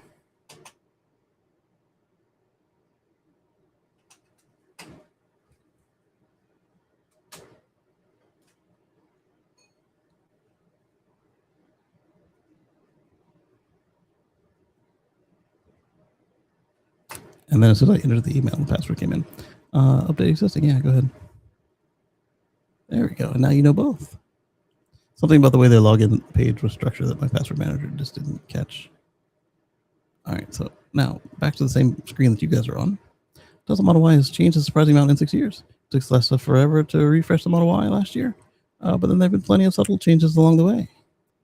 All right, so rather immediately they went to the mega castings, and then single castings, and then the heat pump, What else did they do? They changed the headlight technology to matrix. They changed the software hardware platform from MCU 2-ish to MCU 3. So the MCU 2.5, like I have, to no 2. I have 2, and 2.5 was they had the water cooling and then the extra gubbins. And then what else did they change? Aside from the whole body style.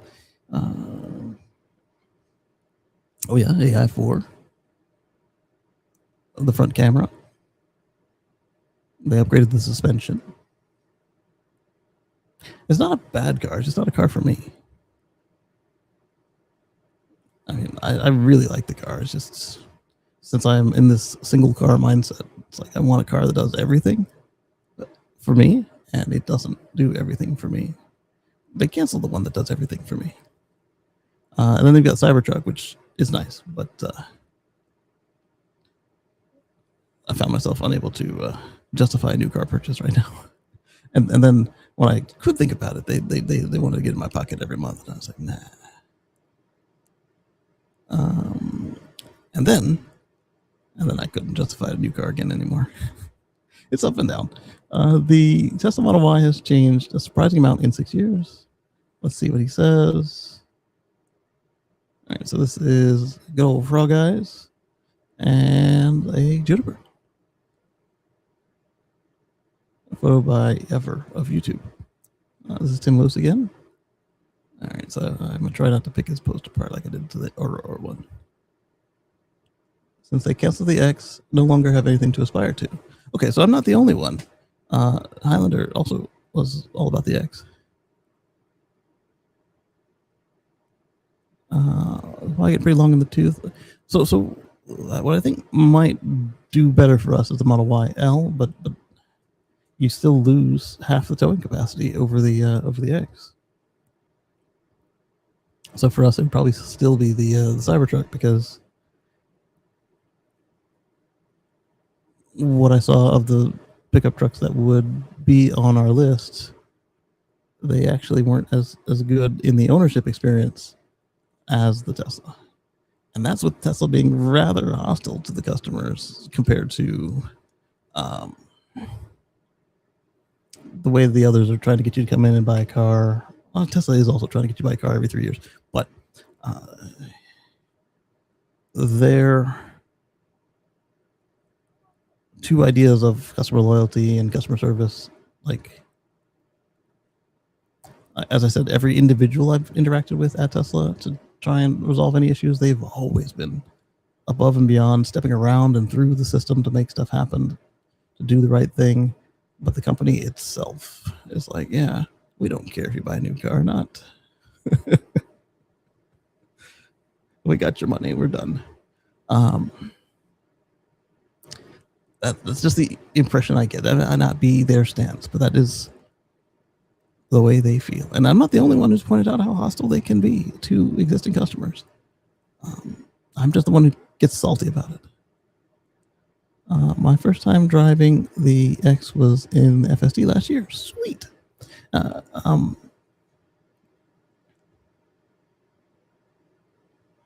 Yeah.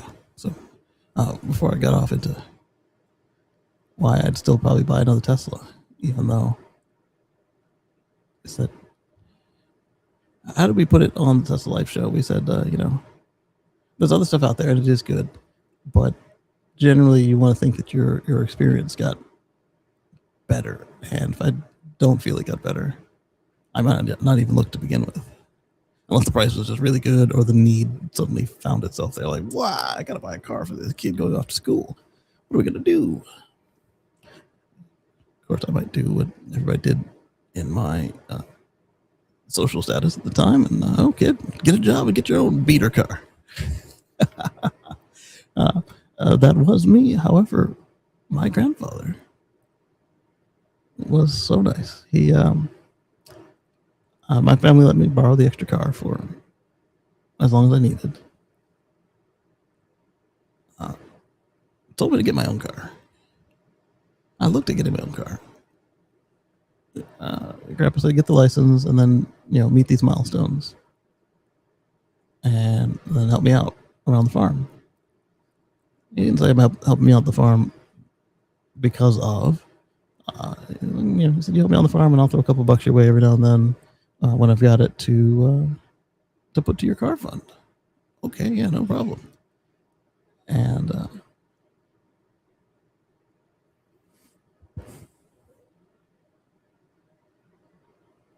I'm sorry. He he gave me his Lincoln one summer after helping him out. He just gave me his Lincoln. It was just, I thought he was gonna fix it up for my grandma, and he's like, "No, this is yours." You give me all these weird ass chores on it. Like it was one of those Lincolns that had the molding on the side that would change color unless you like Scotch Brighted it all the time. Go scrub these. Let's go scrub these bumper, the dink guards on the doors. Go scrub them good, like you care, like it's your car. I'm like, I hate this. I don't know why are we scrubbing this car? Who cares? Just a lot of just random chores on the car, and I was thinking it's because he's getting older, and then he took me down to get my. Well, before even that, for getting my permit, I watched my parents drive for years, took all the tests. I was a nerd. I knew what was going on. I just needed the time behind the wheel. And so, whenever mom and dad could do it, they would go out with me. And then Grandpa was like, "Oh, you're here. You still need somebody to go out the car. I need somebody to take me to the store and do this and that." So one day he's got his riding clothes on, and he's like, "All right, it's time for us to go for a ride." He didn't have anywhere to go. It was just want to hang out with his grandson. I get in the car. Put me in this old Buick. Get in the car. And I'm like, "Great, where are we going?" He said, "Turn around. You're not going that way," because he liked to park like me, where you just drive out. And we're backing up. You're not going anywhere, so you can back up your car.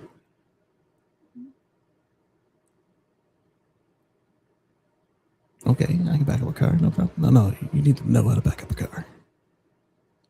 So we backed out of the driveway, down the easement. That's already like a quarter mile right there. All right, you're gonna back down to the next farm over before you could before we need to go forward. So backing up these country roads for like it felt like 4 miles. It's probably like 2. All right, good. You know how to back up a car. Now we can learn how to drive.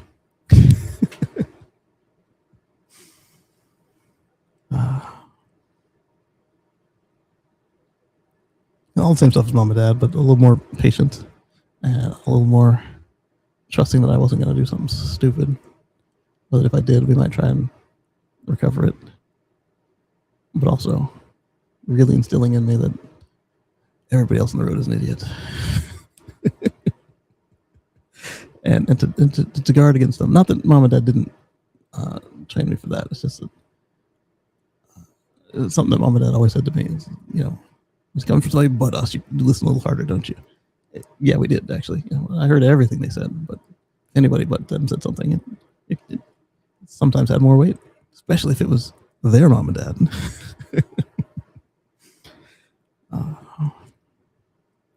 So I did all the lessons.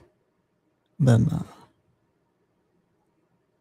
he asked if I practiced my parallel parking. I said, I tried it once or twice. I didn't really practice it. It's not on the test. Why put any extra effort into this? He canceled my test at the place that didn't have parallel parking on the test.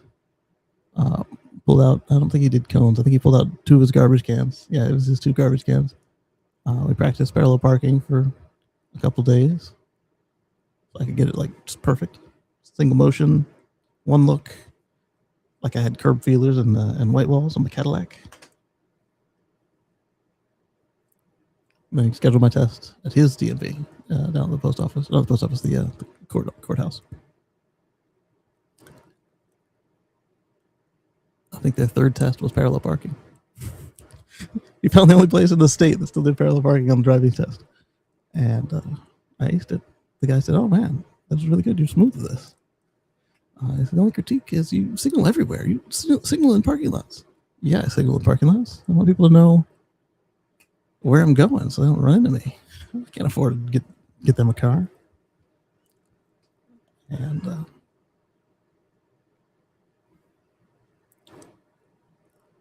after he dropped me off to take the test, he's sitting there reading his paper, reading his book. I don't know what he was reading something. And he asked me how I did. Got my license. And he took me down to this shop, the car shop, that was a little bit down from the courthouse. And he used to always have these awesome Jamaican shops up in New York. This was not that. Not at all. It was not his style. It was not. But it was still a shop, and it was still an independent shop. So that I was like, okay, so maybe this is just all he could find. It was small town America. It was not his New York Jamaican shop at all. And he was talking about how he had to go argue with the guy and check on this and do that. And that was done, and they were ready to go pick it up, and he needed help picking it up. And now that I had a license, we could go help him pick up that car that I'd been doing all the odd chores on. And so he gets to the shop, and he's over there talking to the mechanic, settling the bill. And he gives me the keys. I'm like, oh, the Lincoln. This will be comfortable. Because, we drove over in the Buick. Or his F-150. I do not remember. Here's the keys. All right, so we're gonna drive. How are we gonna drive these home? Because you don't drive that much anymore. He's like, I can still drive. He drives his car. I'm gonna drive my car home. And he's like, all right, have a good day at work tomorrow, and I'll see you on another day for some more chores. What do you mean? How am I gonna get home? You're gonna drive your car home. What are you talking about, kid? You mean my car? This is your car. I'm giving you this car. You earned it.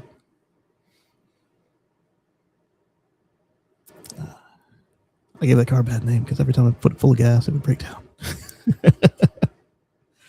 But I had the air ride, I had the digital speedometer, digital odometer, air conditioning, power mirrors. It was basically a Taurus with Lincoln skin and air ride. That was a nice car.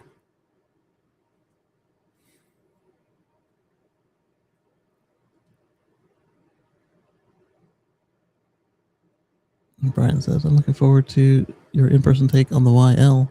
I need to take it for a spin. I got to take the 2 hours to get to a Tesla's place.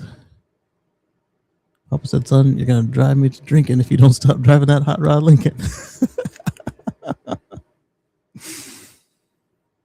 I've never been on Fords, but I love that Lincoln. You have to learn how to drive on a 4-speed Alex Chalmers farm tractor. Speaking of the farm tractor, Grandpa wanted me to know how to work a clutch. And he didn't have any manual transmission vehicles because that was not easy on his foot. Other than the tractor, because that's just the only way it came. Man, that thing had a stiff clutch. So I knew how to work it. I knew how to shift it and not how to have it stall out most of the time. So after he had passed, and I was working at the Toyota store, and they were like, hey, here's a new car. You're going to learn how to drive a stick on a new car. I don't know why none of their used cars, but it was a slow day, and the manager and one of the salespeople wanted to make sure I knew how to drive a stick. And it all came right back to me because it was just like the tractor, except that the clutch was like, it was feather light. It was probably a stiff clutch for a Toyota, but it was nothing compared to a Ford New Holland clutch. So the hardest part for me was hill starts, and in Florida there aren't that many hills to start on, so they kind of rigged it a little bit, and had a couple of little dips around the parking lot that they accentuated. And I learned how to do a hill start, and learned how to drive a stick on the road, and a brand new Toyota. I wonder if, I don't know why they picked a brand new Toyota. Also memories.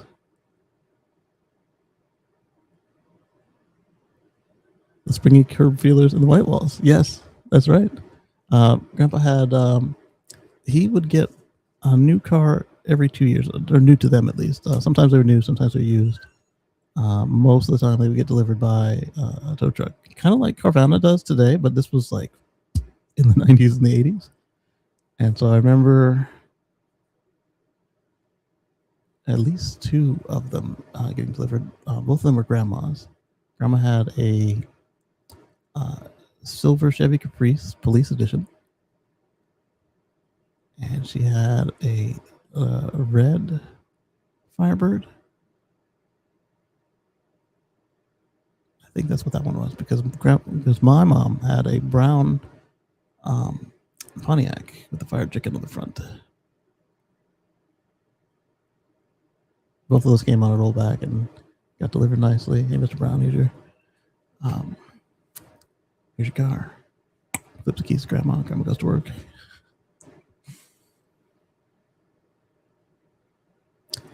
Did they have like a Carvana prototype back in the day? Because like he didn't go to the lot.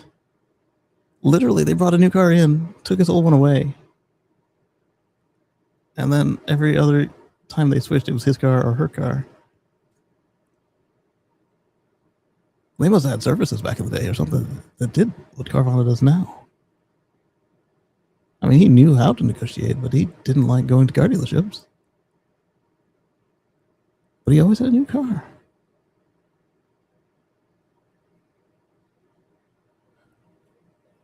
I wonder if Grandma knows. She just got a new car all the time. She wasn't really that into how it worked. I'll have to ask her if she knows how it worked. I might be able to ask my uncle. Because that's like this is pre-internet, but yet totally .com level convenience. But anyway, at the time that Grandma got the Caprice, he had a baby blue Cadillac, and sometimes he'd park it out on the street, and most of the time it was just in the garage or in the driveway. Man, that guy was super chivalrous. I realize now the only reason it was ever in the street was because my mom was coming home. Because if Mom or my aunt weren't coming home, it was in the driveway or the garage. And it wasn't like it was a busy street. I guess no daughter of mine is going to park on the street. She got into the driveway. Wow. Super classic. But anyway, now that I know why the car was ever in the street. Oh, and when he was cutting the grass, sometimes if he was cutting the grass, he would park it out of the way where the rocks couldn't get ping on it.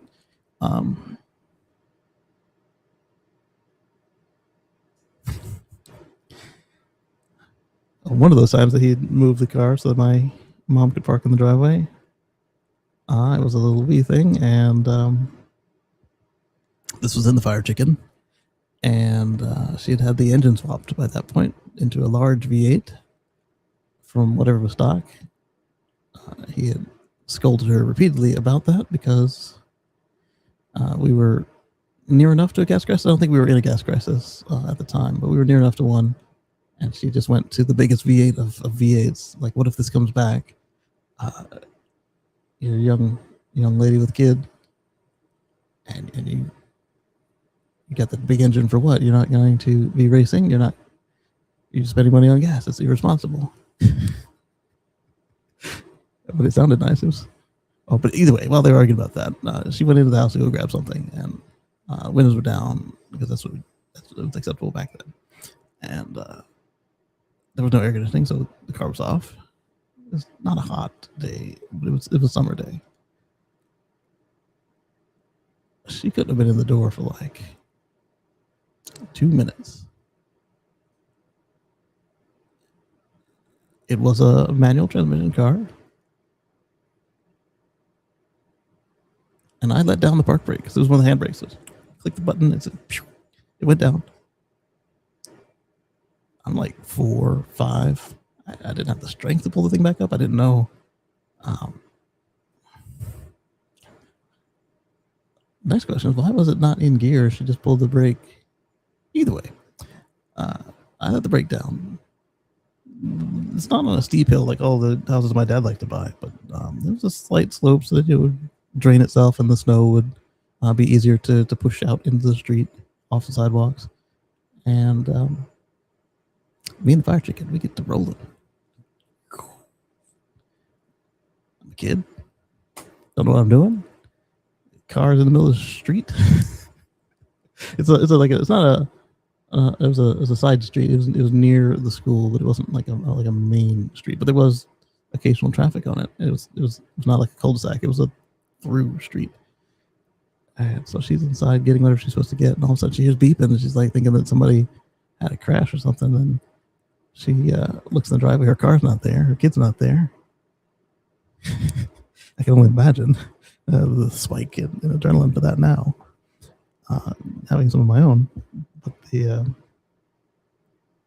she sees what they're beeping at. It's her car. Well, shit, what's my car in the street? Was my kid okay? They were just mad that I was blocking the street. They weren't going to hit me. It was a big old brown Pontiac. But they had places to go, and they didn't want to have to go turn all the way around to go down the next block and get this car out of the street. Who do you think you are? Why is there just a kid in the car?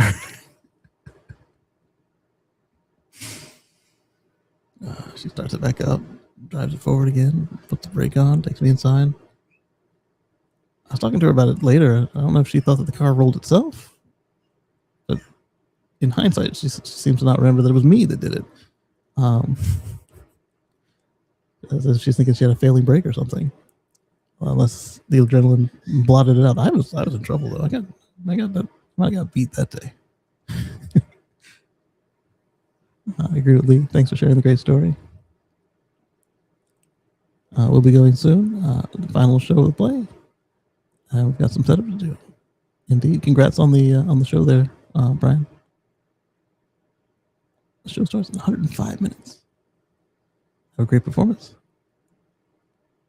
Be sure to tell the family hi. Yes, indeed. Will do, Highlander. Lee says, growing up, I had all manual transmission cars: Chevy Corvair, Mustang, Chevy Vega, POJ, Chevy Van, and an automatic Pontiac Le Mans station wagon when graduating college. I have owned one manual transmission. It was a Nissan, 95 Nissan truck. It was in between my two Civic hybrids. Manual transmission, crank windows, power mirrors, and air conditioning. And of course, power steering. POJ, piece of junk. That's a nice abbreviation. Yes. Yeah. Shoot, I turned 40 this week. Wow. Yeah. So let's see what he says changed in the car. Sorry. Went down memory lane on y'all. Standard drive. Oh yeah, they changed the cells a couple times. Charge slowly. I don't want to watch a video on it. I wanted to read about what you wrote. 2024 and 5 got some small updates. 26 brought an overhaul in the form of Juniper. That didn't sound like all the changes to me without watching the video. Google spam. Tesla has just gotten so lazy with battery technology. I wouldn't say that. They are probably, what is going on right now is they're working on longevity. They're working on cost. And they're working on not giving us 100 kilowatt hour batteries, except for the Cybertruck. Facelifts not work forever.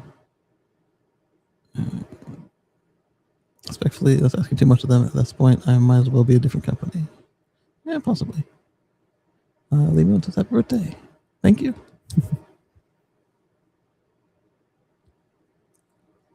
I really thought that Model Y story was going to be like an infographic or something where we could like point out everything we remember was different. I probably got everything they mentioned in the video.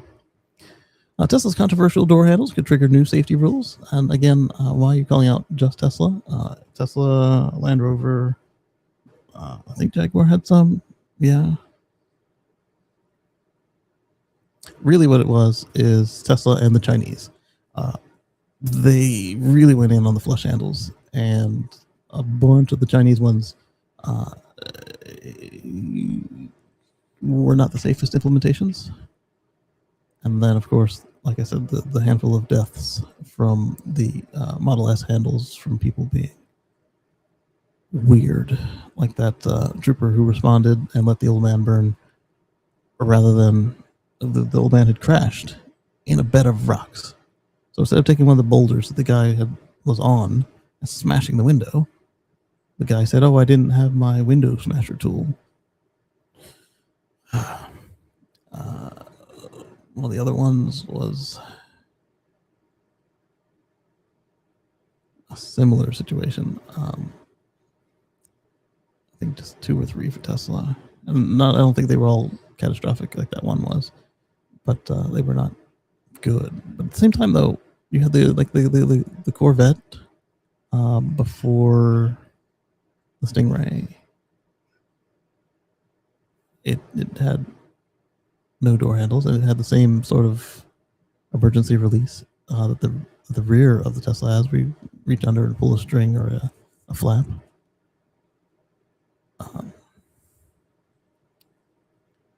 But some of the Chinese didn't even have all of those proper workarounds, and so China and the U.S. were cracking down on Canada too, I believe, cracking down on making sure the cars were for sure safe enough, because the amount of savings you got in fuel economy and styling were not adding up to the what they were feeling was the potential risk of a bad implementation of flush handles. I don't believe they said you can't have. Well, in the States they didn't say you can't have flush handles, but they were phrasing it that way from the reports on the Chinese implementation. Anyway, controversial door handles releases have once again ended up in NHTSA's lab. The Fed has officially denied a petition to investigate Tesla door handles over safety concerns. Of course, because they are already FMVSS compliant. Why waste taxpayer dollars? Unless, of course, they were like malfunctioning, and then it would be a recall situation. Instead, it granted a petition to begin looking into rewriting regulations to better address safety in new cars. The door handles have been controversial for about as long as they've been making cars. Yeah, every time they make a new car, until the Model Y, they would change the way the door handles work. And then even after, Cybertruck changed it once again to no door handles. Well, I say that. S had the pop-outs. X had no door handles. Had buttons. Y had the, or not Y, the 3 had the little weird handly thingy. Y copied that. And then Cybertruck had the no buttons again, or no handles at all. No buttons, no handles. And then they moved the buttons that were in the door on the S, on the X, up to the bottom of the windows. So I'd consider that to be a different implementation of no windows, no handles, no buttons. And the reason there is you don't want to punch a hole into that steel, and you can just put it someplace cheaper. Anyway, talking about smooth pop-up handles and the modern electronic push-button releases on the inside. That modern electronic push-button on the inside is not. I mean, it is. This is how the Model S went out, but the Model S had electronic door handle, electromechanical door handles on the inside. It was, you pulled the first little bit, and it was the same as pushing the button today is. And then if it didn't work for some reason and you panicked, you pulled harder, it would activate a cable, and that cable would release the latch. And I really feel that they should have some sort of version of that today. They don't, but that's also what my car has. Because although they changed the exterior door handles, they kept the interior door handles between the S and the X, just like they kept the exterior and interior door handles on the Y and the 3. Feeling complaints. What do you think? I don't know that I like being asked what I think before the article's over. But I do like the way Electric does it, where they put the comment in the middle.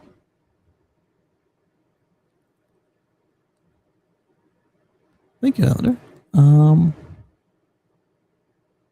Alice Chalmers, tractor, Ford Pinto, 71, Chevy truck, 3 on the tree. I would never have been able to get that one.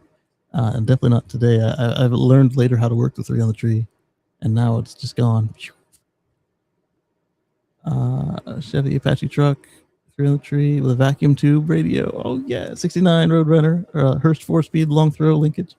Yeah, every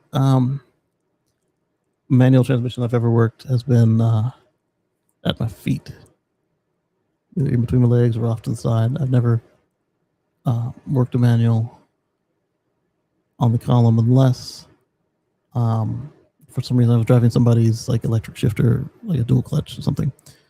Happy birthday! Thank you. It's Tesla engineers a manual release failover in the door handles and the interior button release. That would be cool. Seems like they are going in that direction. It did sound like that's what he kind of telegraphed what they're going for, but he didn't say. And it sounds like they're going to do that, and I think that's the right way to go. But what they have now isn't bad. You've got the manual separate release, which I don't think it should be 2 separate things. And then the rear, they finally have emergency releases in all the rear, which was not true of the initial Model 3 releases. Not without modding the car. The Model 3 and the Model Y, yep. The car should anticipate the new user and explain to the speaker how to open it. Yes. Ideas are easy. Execution is super easy too. Okay, yeah, execution can be super easy, but to do it a million times is harder.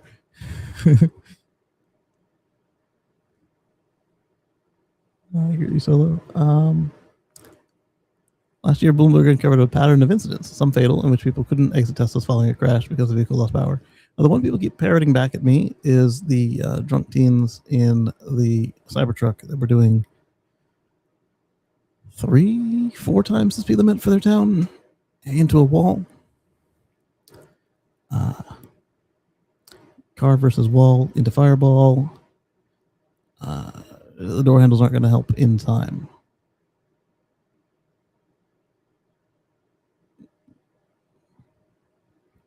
Not for somebody on the outside. And in the state they were in, I don't know that on the inside mattered if they were confused or not, because they probably didn't make it that far. They're not necessarily obvious. Teslas do have manual backups, but they're not necessarily obvious, and that doesn't help first responders get into a car. There is that part. It's harder to force your way in from the outside. NHTSA later opened an investigation into Tesla's handles, and lawmakers have proposed a law that would mandate manual backups in cars with electronic door handles. Tesla isn't the only one with this kind of design. Yeah, didn't I just name off a couple of American car companies? Well, not American car companies. I named off a couple of companies that sell in America, but they aren't American at all. To be clear, this doesn't mean anything will change overnight. No, they're going to have a hearing period, open comment. They're going to have to implement it. Then they have to have a sunset and an implementation date. But expect it to happen. China announced it would enforce more stringent rules on interior and exterior handles beginning in 2027. We've talked about those over time. Apparently, the new Rivian has both electrical and mechanical door release systems on the inside, but only in the front. And the mechanical one is somewhat hidden from sight. I wonder whether somebody would know and remember if there's an emergency. That's the same argument they use against Tesla. And also, you're right, there shouldn't be two of them.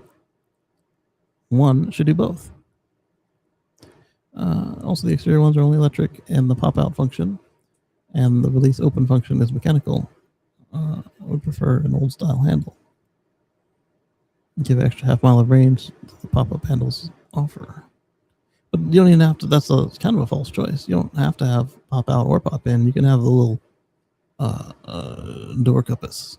You stick your hand in like your car is your mitten, and then that's also a way to do no exterior surface.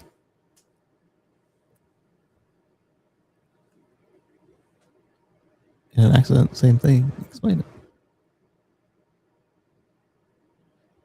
Yeah, so if it's the same thing, like in the case of my ex and my old ass, the first portion of the pull handle to open the door is electric.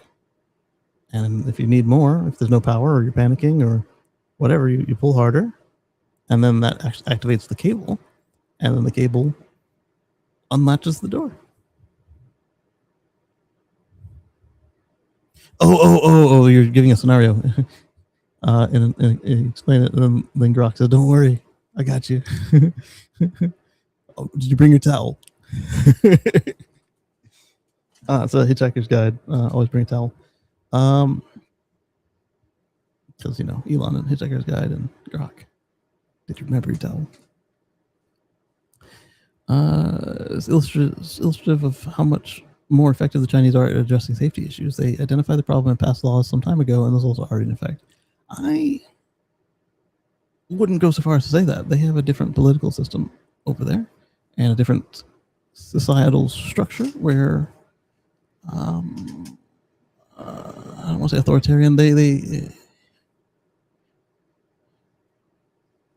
don't want to say necessarily they have more respect for they have more compliance. I could say that at the moment. More compliance. Yeah. More compliance and more peer pressure.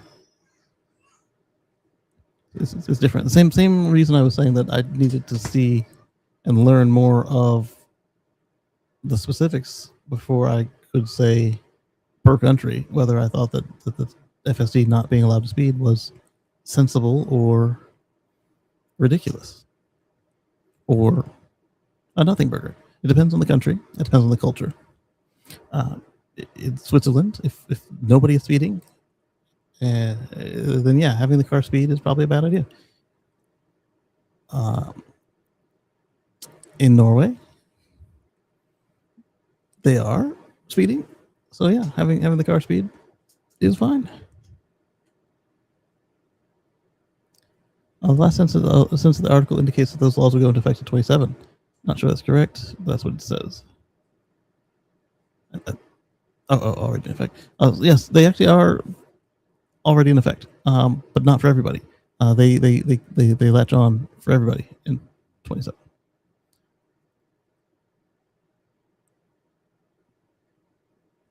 All right, let's see here. Massachusetts EV owners will earn money by selling battery power. So I suggested this was like the VPP probably. New pilot program in Massachusetts will pay vehicle owners for supporting the grid.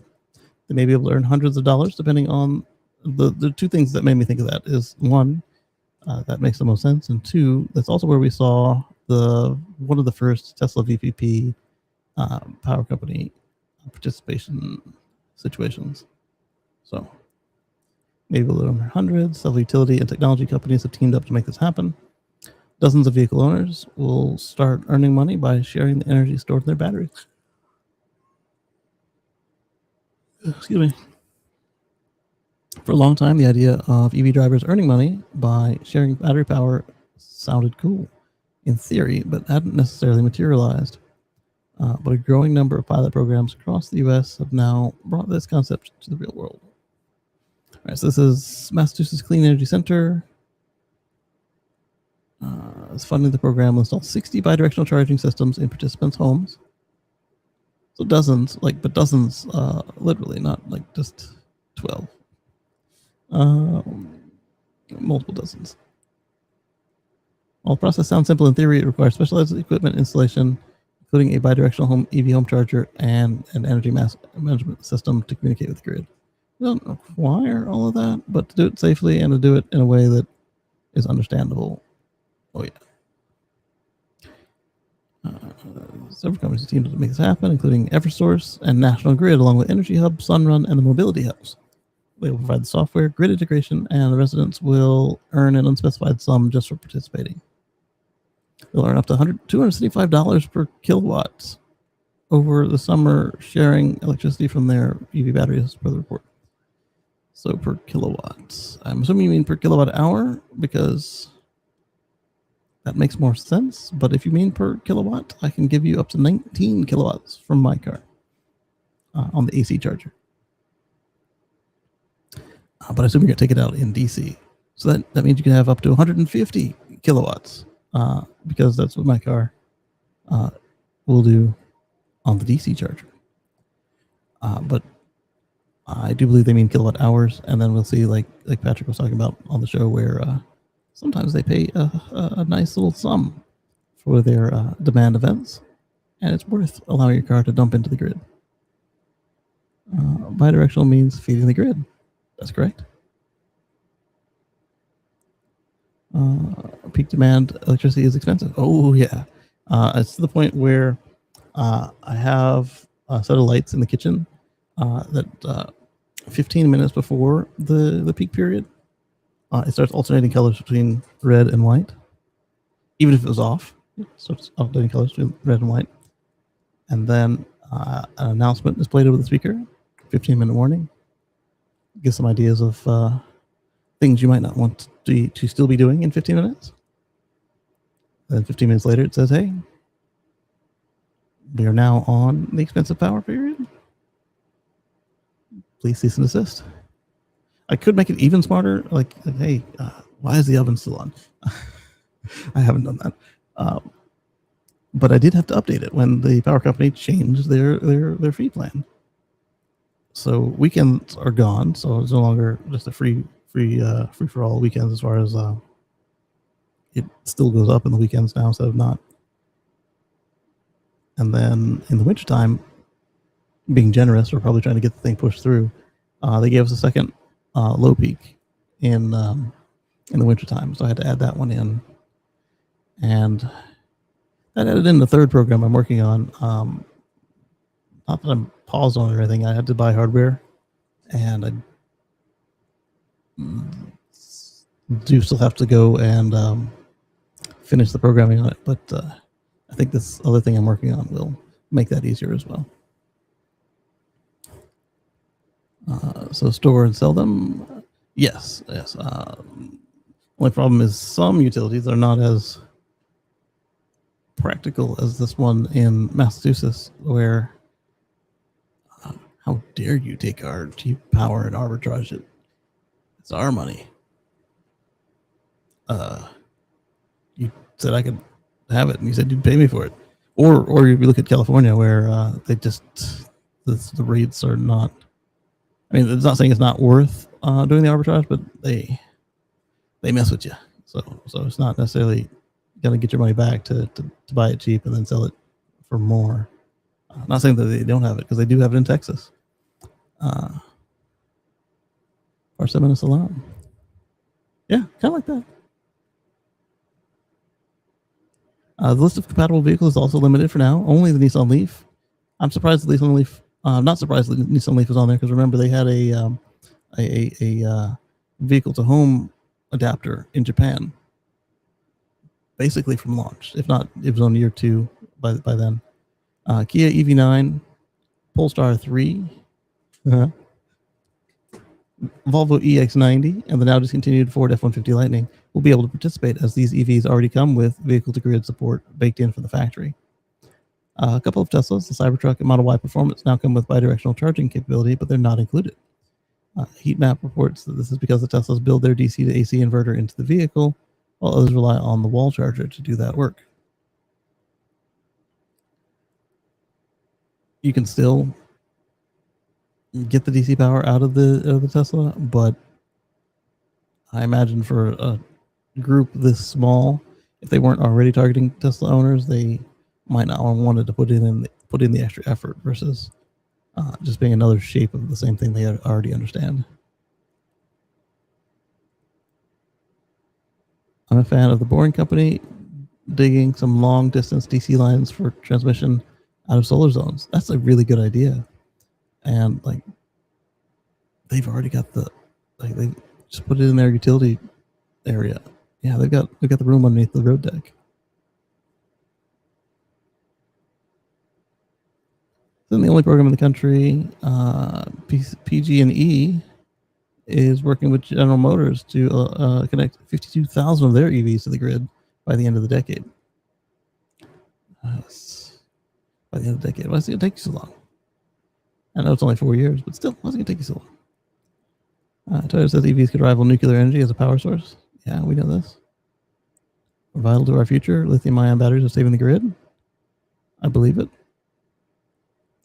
The world's largest Tesla supercharger station is entirely off-grid. We've talked about this one. All right, next. Supposedly, Tesla now has 1.5 million FSD subscribers. Company added 200,000 full self-driving subscribers last quarter. We got a Model Y Juniper base. Pretty picture.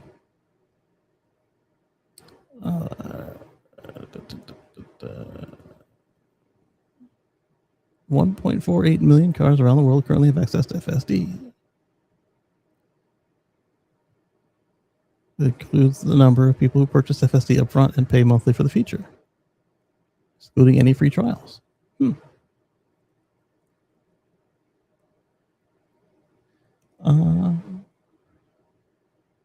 Elon Musk personally acquired mobile power generation company APR Energy for approximately $1 billion to bypass utility grid delays and secure power for his artificial intelligence data centers. Did I cover this news yet? Not here, I didn't, but I snarked at it on the Tesla Live show. I was of two minds on it. I get why he did it is because he doesn't want people telling him what to do and slow him down. But what was funny to me was right after he did this, they announced the idea of using some of the supercharger sites as feed-ins for more power. I was like, oh, who would have thought that solar and batteries might be an efficient way to get more power into places that need it? But part of his problem is even if he went solar and batteries, some of these places that they're going to want data centers are going to have too many inspections and regs and blah blah blah, versus hooking up the gas generators. I'm not saying that I think that the gas generators and that super swiftness is the answer, but when you already don't like people telling you no, and you've got more money than anyone ever, anywhere,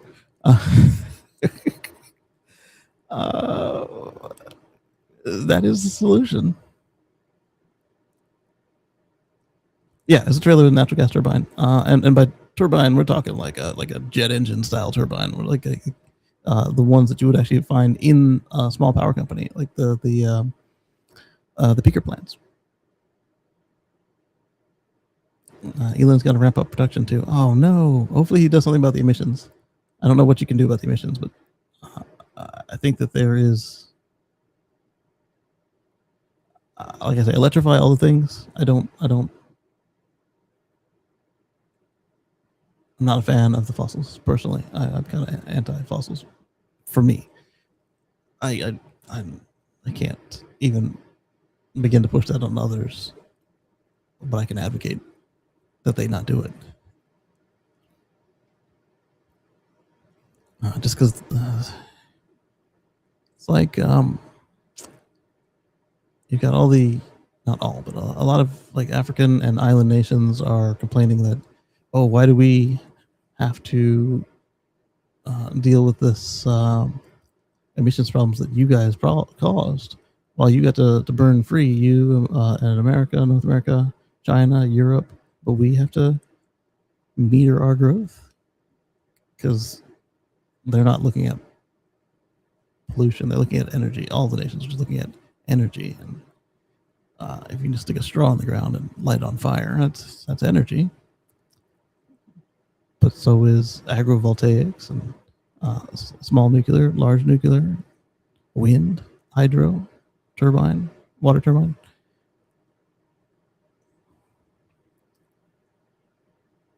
But that might just be a bit of a purist in me, a little bit of practicality. People are like, oh, well, everything you buy comes on a truck. Like, yeah.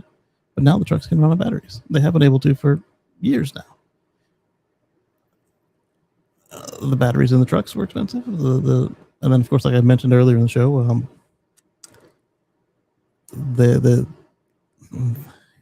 they like their money. So, like your keyless entry is not standard on a truck. It's for many of them, it's an optional feature.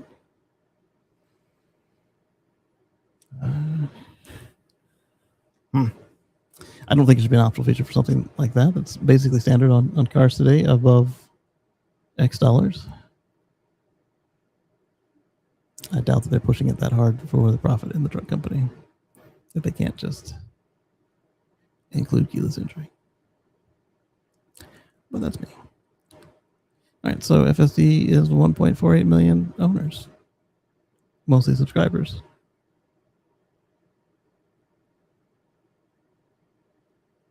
All the EVs that got canceled or delayed in 2025 and 26. Delayed is going to be all the Stellantis stuff. Canceled is going to be all the Volkswagen stuff, and my two favorites here, right here, the S and the X. They got canceled. Acura RSX. I didn't even think it was coming out, and it didn't. Just a few months ahead of its official debut, Acura pulled the plug on the RSX crossover, citing an unfavorable EV environment. Bull malarkey. Although, this is after all those, 3 letters I read you guys from Honda about how they suck and they can't do better and they can't compete from themselves to the world. The Acura ZDX, that one didn't make much sense. It didn't sell too many, and then they didn't give it much of a chance, which is also weird because the Honda Prologue, when it first came out, outsold the car it was based on from GM. Then I guess Honda didn't want to participate in that, so the GMs took back over. But it would have been funny if throughout the whole run of this platform, if the Honda was the better selling vehicle, and it sold well. But I'm glad that Chevy hasn't backed off on the platform. I've seen so many of them in my travels as Chevys. I've seen a couple as Hondas. I may have seen one in the flesh as an Acura. A Fila 1 and a Fila 2, that's the same situation as that Acura. Just canceled right as it's supposed to be going down the chute. But again, that was also Honda. And it was also a Honda announcement of how they failed and how they suck. And this is, I'm a Honda fan. As I said, my first purchased car was a Honda. I worked selling Hondas for a while, years. And so this is not what I wanted to see of them. I wanted to see of them doing the right thing by EVs. Same as I have this letter that I still have yet to finish to Mr. Akito Toyota about their mess. But they actually started turning around, so I'm going to have to change the letter a little bit even before I send it. I think Elon releases a new Roadster, then a new X and S. Get some cool tech on them. I think, yeah, something to replace the X is coming, but because of the anti-Osborning, just like he is trying to tell us that AI5 is not coming to the car anytime soon, it is. Not soon, but it's as soon as it's ready, not down the line, blah, blah, blah, like he's implying. I think at that point, once Roadster's out, then we'll start to hear a little bit of scuttlebutt about what's coming next after X. I don't see them replacing S anytime soon. I think that they should, but it's not a big market. And if you're not driving, then the only thing it offers is space. And so if you want space, get the Model Y L. or this new thing.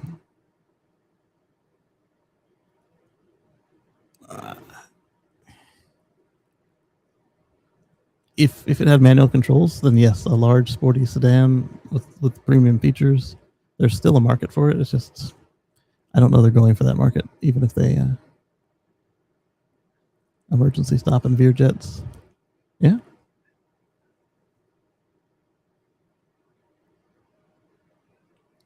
The BMW iX. I saw a couple of these around. Kind of sad to see they're going away. But they have the Neue Klasse. Is that how they say it? But they have the new platform. 5-year run. The model is being sold in other markets. Oh no, the price drop. That one hurts me. I love the idea of the price drop. And I don't think I actually took one for a spin. I did sit in one. I did sit in one. Go around it and everything. I was looking at buying one when they were $30,000 off. I just didn't do it. Wasn't a place to buy a cargo van and not use it for work.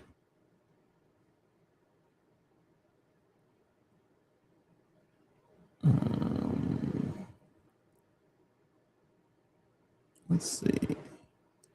The bright drop.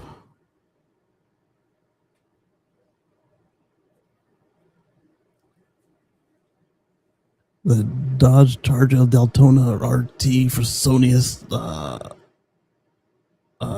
Wake the neighbors loud. Blah blah blah.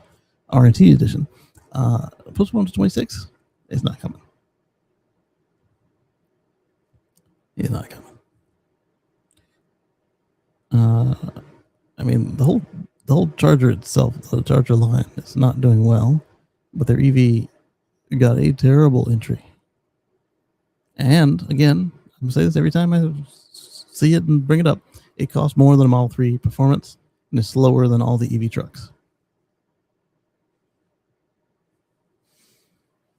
What are you gonna buy? Unless you're just a Dodge guy or you like the style. Not that. That's true. Removable controls would be a thing. Yeah. Yeah, that would be. I wonder if they could take their lessons learned from the Cybercab engineering models and make. They can then say that all the cars are made as not manually controlled, but then they have a kit. That won't work for Cybercab because it's not built to be manually driven.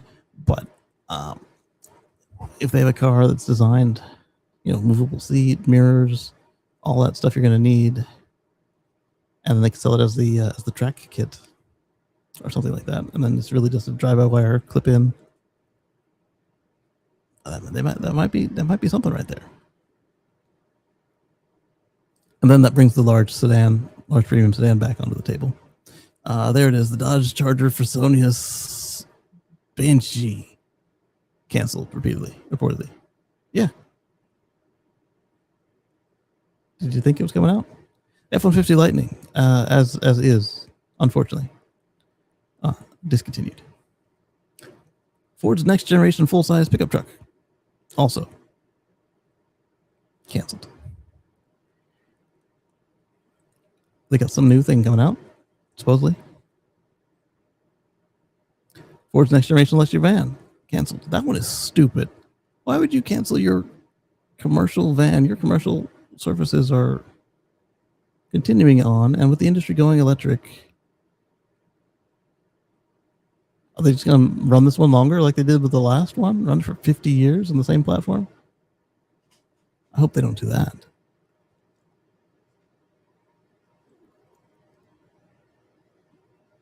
Ford's current e-Transit is getting a little long in the tooth, so the American automaker had been mulling over replacement for some time. A new electric van was announced back in 22 when Ford said it would debut mid-decade. Well, that point in time is just about gone. And so this company's plan to replace the e-Transit as quickly as possible. During the press event that announced the demise of the F-150 Lightning and its presumed successor, the T3, Ford also said that a previously planned new electric commercial van had been canceled. It would be replaced with an affordable commercial van offered with gas and hybrid powertrains. Don't tip into these politicians. Your customers are the ones who cannot afford, or their customers, as they pass the price along, cannot afford what's going on with the gas prices. That's exactly like what happened with Volkswagen. We're going to get to them.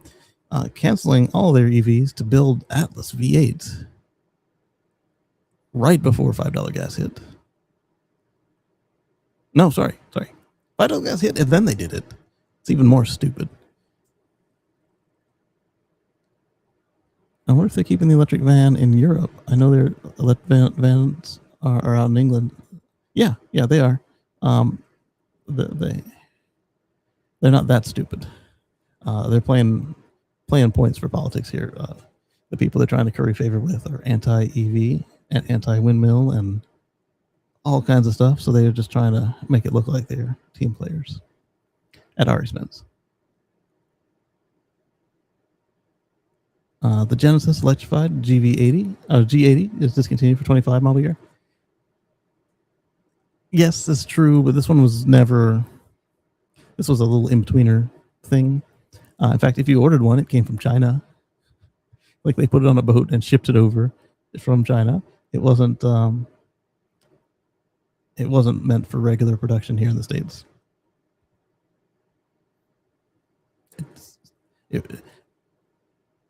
When the brand went all electric, they said, "Hey, we have this thing. Let's use it, because otherwise we have nothing to sell." So they did that, and now they've got another way to handle it with more affordable vehicles in a vehicle class that sells better. And then they've got the new one coming with the coach doors too. The Honda O Series saloon SUV is canceled. At this point now, I'm wondering if the O Series shared some tech with the Afeela. But both Afeelas are gone, and so is this. Honda Prologue is canceled. We talked about that one when we talked about the Z DX. It was a ZDX, right? I don't know. It was a Z. The Hyundai Ioniq 6 is discontinued. I didn't see too many of these, but man, these things were good on fuel economy. Like it was this and the Lucid. Slippery, extremely efficient Hyundai Ioniq 6 sedan had been dropped from the automaker's lineup in 26. The company will continue to offer the performance-oriented Ioniq 6N, but the standard trim levels are gone, at least for now. Inventory models are still available, but no new cars will be imported from South Korea except the Ioniq 6N, which will be in limited numbers. Okay, so this one is not as bad as I thought it was. This is a tariff response then, if they're only keeping the sport model.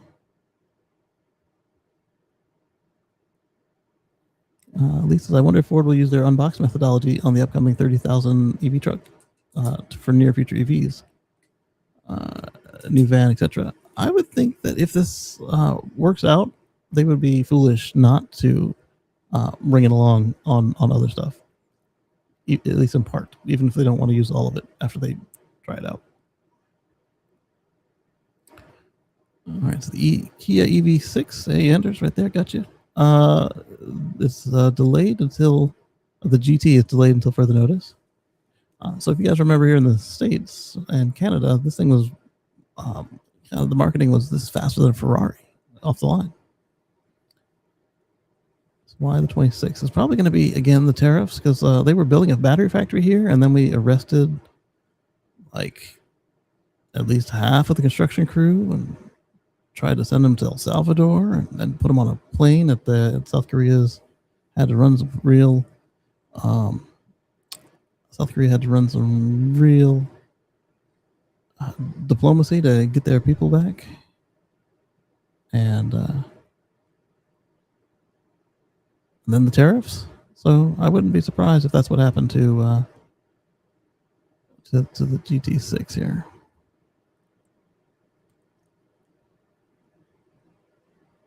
Highlander says, oh, speaking of Highlander, Toyota's going to be on this list. It's my understanding that we'll be using it on the little electric truck in Sandy Monroe. Had a big hand in that, which is funny because he had a big hand in Slate too. Sandy sold his consulting company earlier this year, although he will still be doing the Monroe videos. I was curious if they were going to still use them in the videos. That's cool. That's probably got to be an easier, kind of like a pre-retirement. Like, hey, come in for a couple of videos, look at this cool stuff, and then you got to deal with the day-to-day garbage of running a business, and then you just enjoy your retirement years. You've been working hard for a long time. Kia Niro EV and PHEV. This one we already knew about. Was kind of imminent. The new one was having to be done, and they had other ways to enter the budget market. They chose not to do it via the Niro.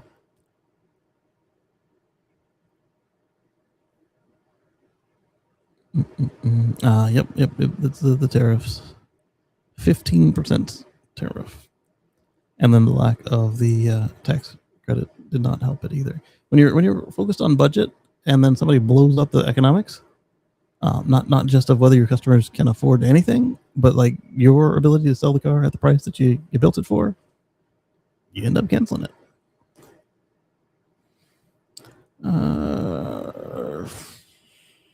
Land Rover, the EV has been delayed.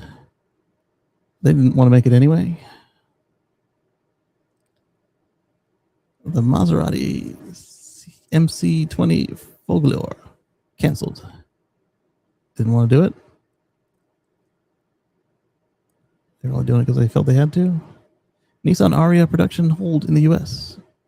I think this is less dramatic than they make it out to be. The Ariya and the Leaf have so much overlap, and if Nissan is either believing or just buying into the whole narrative of no EVs in the U.S., EV demand is soft in the U.S., blah blah blah, BS, then it doesn't make sense to have two overlapping models in the place that they're encouraging you not to use the plugs as a manufacturer. So while the Ariya is still newish, I've seen a couple more of these lately than I expected. While it's still newish, Leaf took its place in North America, and then in the rest of the world where they don't have enough selection of EVs and quantity. Like all this complaining that I'm talking and repeating, it's most of the world is not an issue. They other than component costs and availability of to get them out and made up, they're selling everything over there.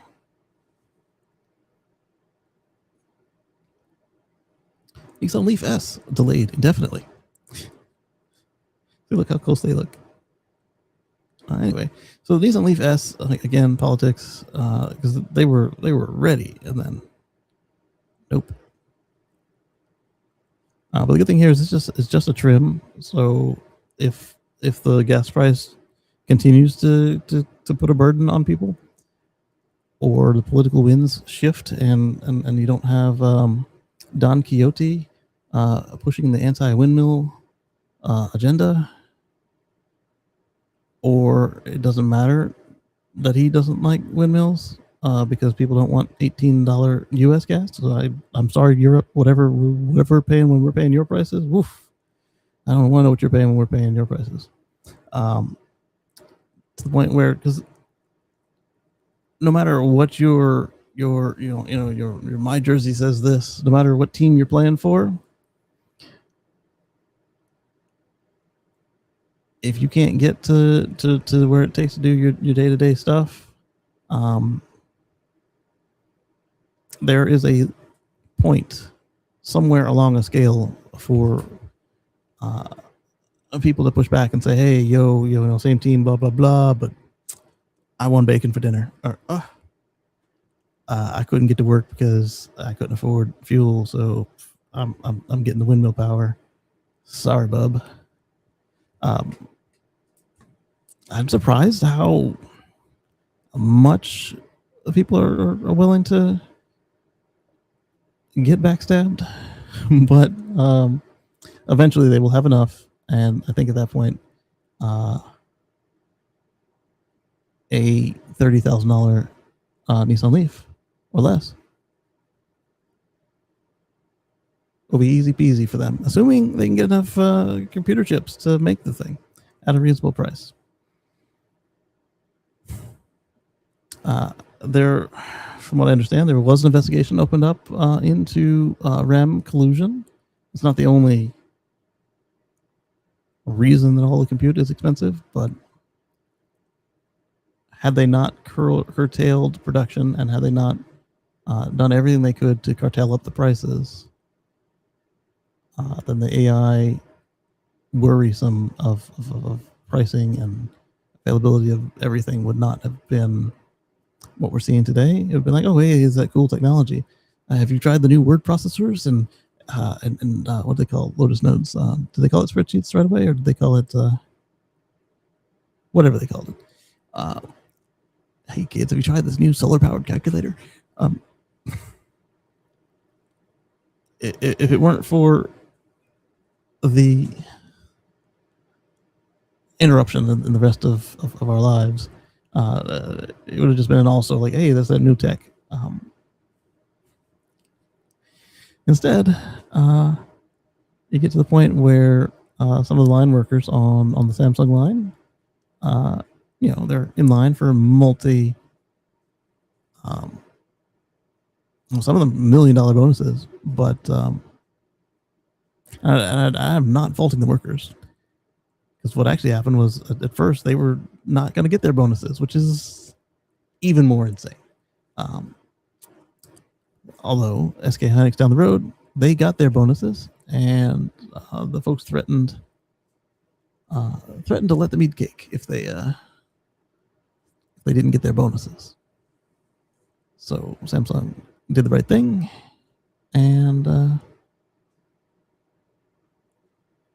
right thing to their employees, I should say. But anyway, now that this investigation is started, I don't know that anything will come of it.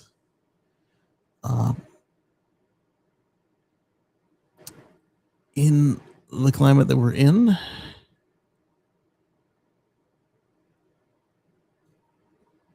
but if it were to shift just a few points one way or the other, then I think that there's a chance that the agencies that stop these sorts of things in the States will rehydrate, and I don't expect huge changes, but I expect that there may be some fines, some refunds, who knows what, about this price gouging they've been doing to us.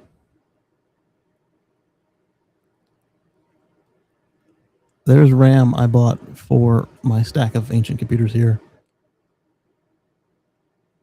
for $65. I looked it up online because I still need more, and I don't have it, and I'm not going to get it. I looked it up. My $65 RAM was $2,000 to get more in under a year.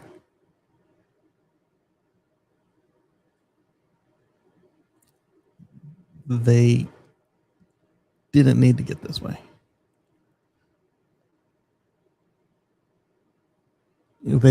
I know why they did it, not just because of greed, but they were afraid of an oversaturation of the market and ending up like just a commodity, like they did last time they responded to available capacity and available space in the market. They kind of overshot it, but here they undershot it, and then on top of the undershoot, you then had a new technology that used all the available memory, and so we ended up in this weird situation. I think it's probably going to be something like a bubble, but only because even the people who are using all the RAM don't want to pay these prices, so they're going to find new methods and technologies to kind of ease that up. Some of them are going to go out of business, so that's going to put a glut of used product on the market, and then you combine there being enough all of a sudden with the people who need to still buy more that aren't able to get the used batch, they would come up with some novel ways to not need as much memory, and so then they're still going to find themselves in oversupply, and it's an oversupply of something that makes them less profit actually than selling straight to end users, and it's also not compatible with the end users. So it's painful now. It's going to be painful for the foreseeable future. But all of a sudden, one day we're going to turn around, and that $65 memory will be $60 instead of $2,000. Hopefully, it's hopefully I don't need to buy something in the middle period there. Oof. Like some of the parts I'm looking at for some of these projects I'm working on, they would be like $20 boards, and they've crept up to $200. Doesn't mean I can't do the work, but it does mean that some of it's going to be, oh yeah, that's just me getting the technique down, or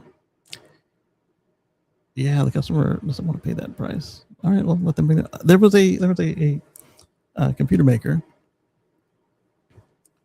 who said, BYOR, we've got this kick butt computer.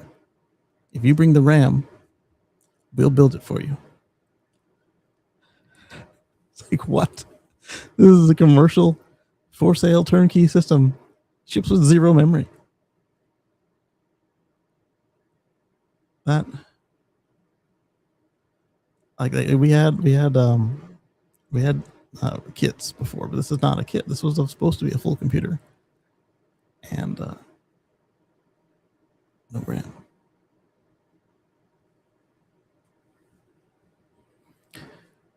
Yeah. So anyway, all of that to say, if Nissan can get the memory to put in their computers, or they can't dumb it down even more, expect to see the Nissan Leaf S eventually, if it, if they make it, and if make it as a company, and if conditions arrive that they can bring it here, because on top of all that, you probably got another tariff on top of all of it. So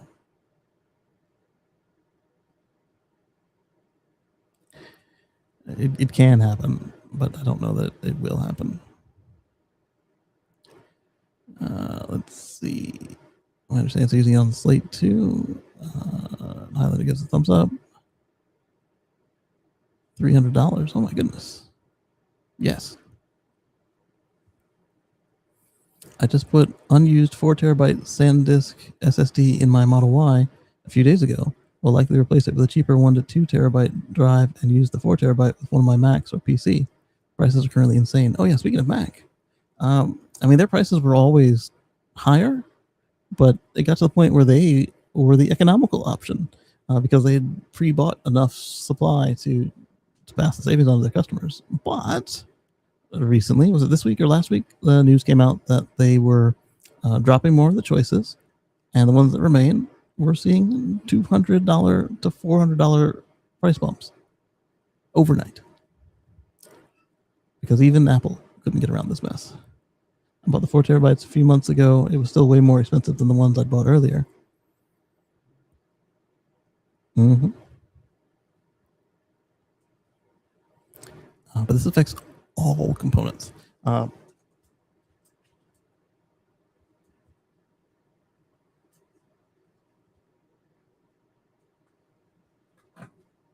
was reaching the right place, but somebody moved it. This is the Mono Gateway router. It's a 10 gigabit router. I bought the prototype. No, not the prototype, sorry. I bought the development board. And Tomas, the project manager, the inventor, the CEO, they were discussing what's going to happen next. Already, it wasn't going to have the same everything that this one has, because this is the developer board. You need to see what people are using. You need to be able to do your development for it. And so you don't need everything on the finished model. But they're having to step it back even further than they had planned to.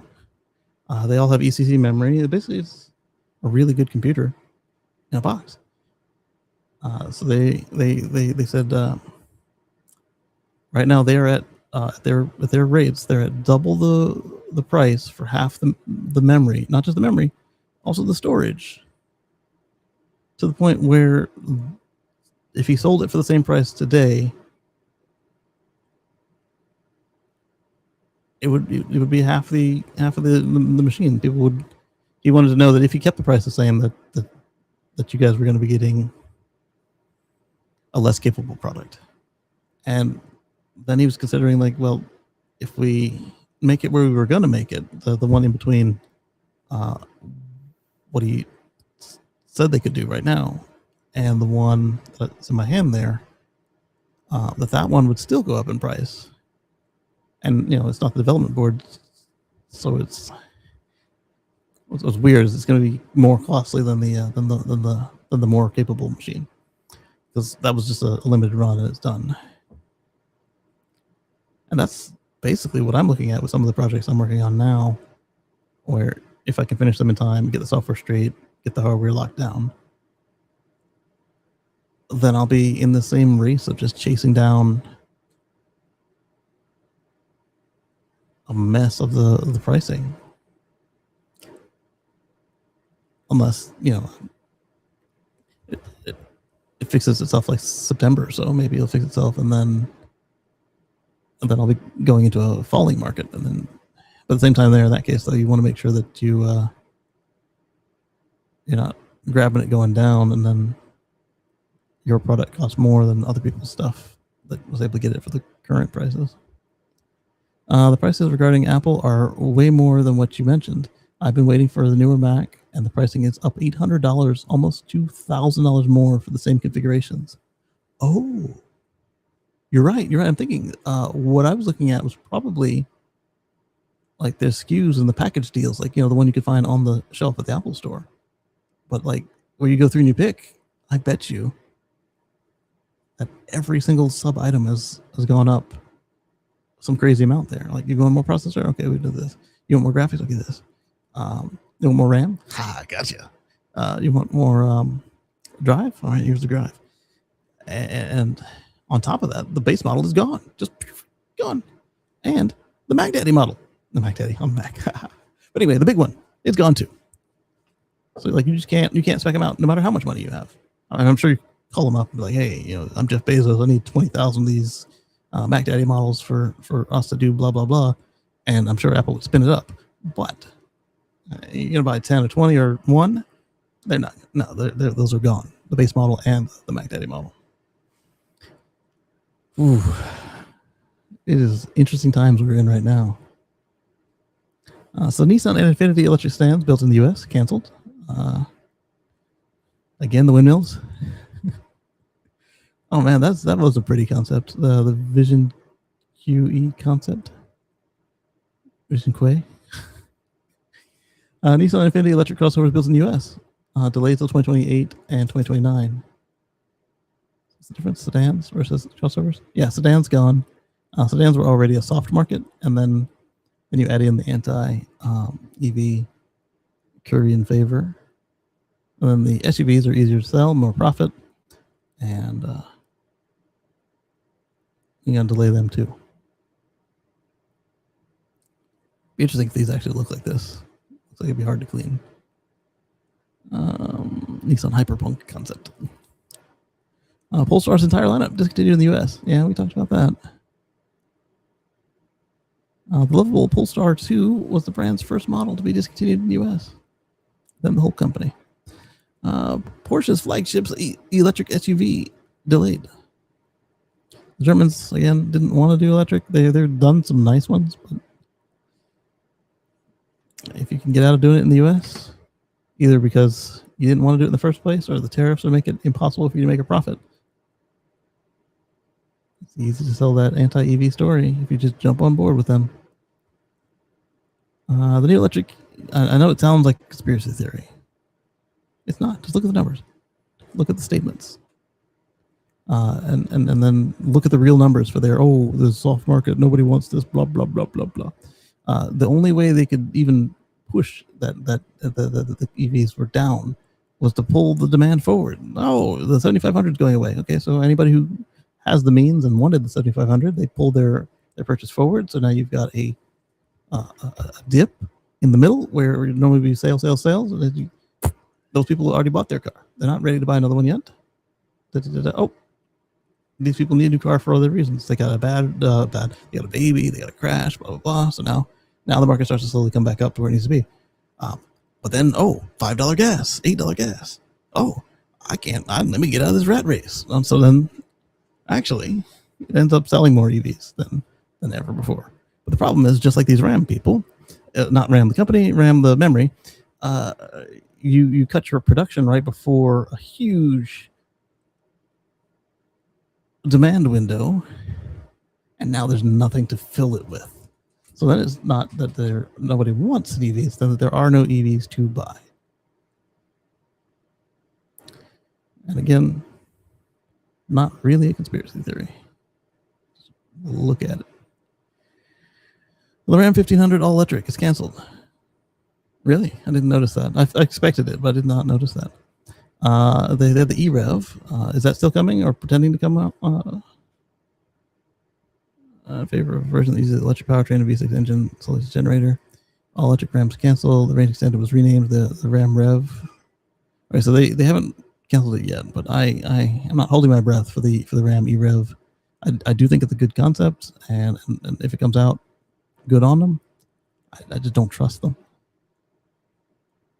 2027 Subaru Getaway is delayed again because it's a Highlander under there.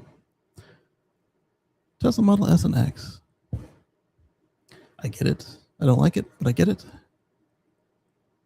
They, ever since the 3 came out, this was never their focus anymore. And so now that they're focused on robots, not these 2 robots in particular, they wanted the space back.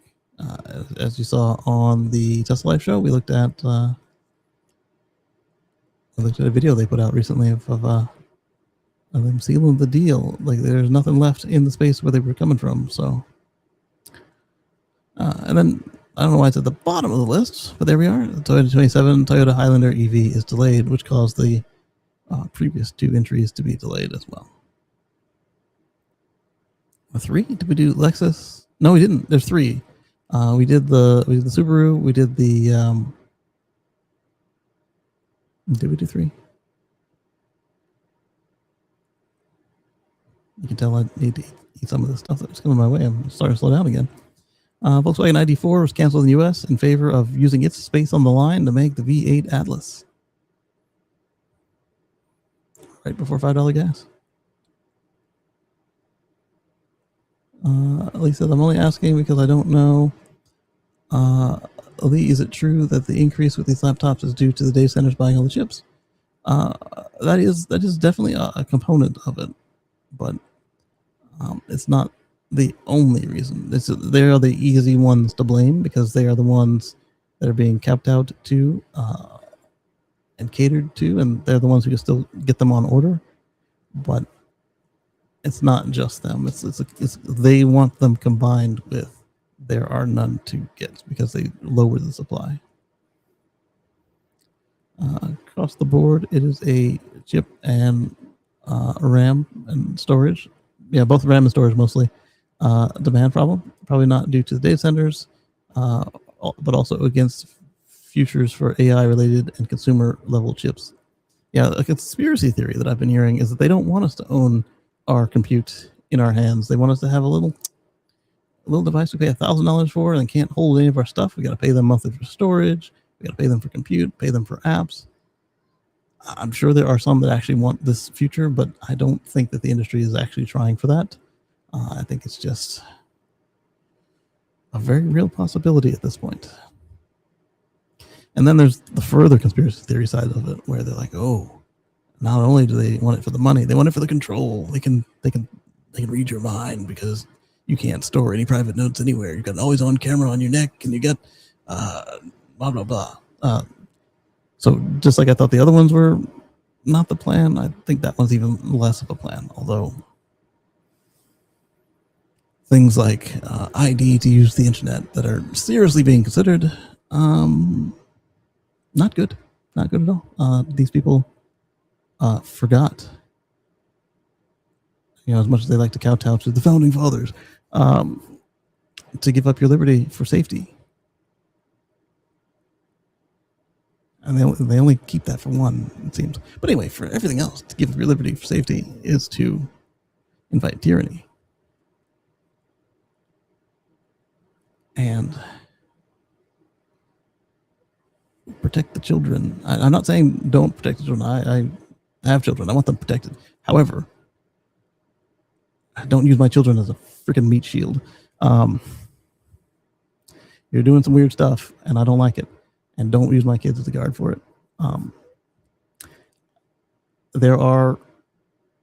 We saw in Europe, it's already been hacked.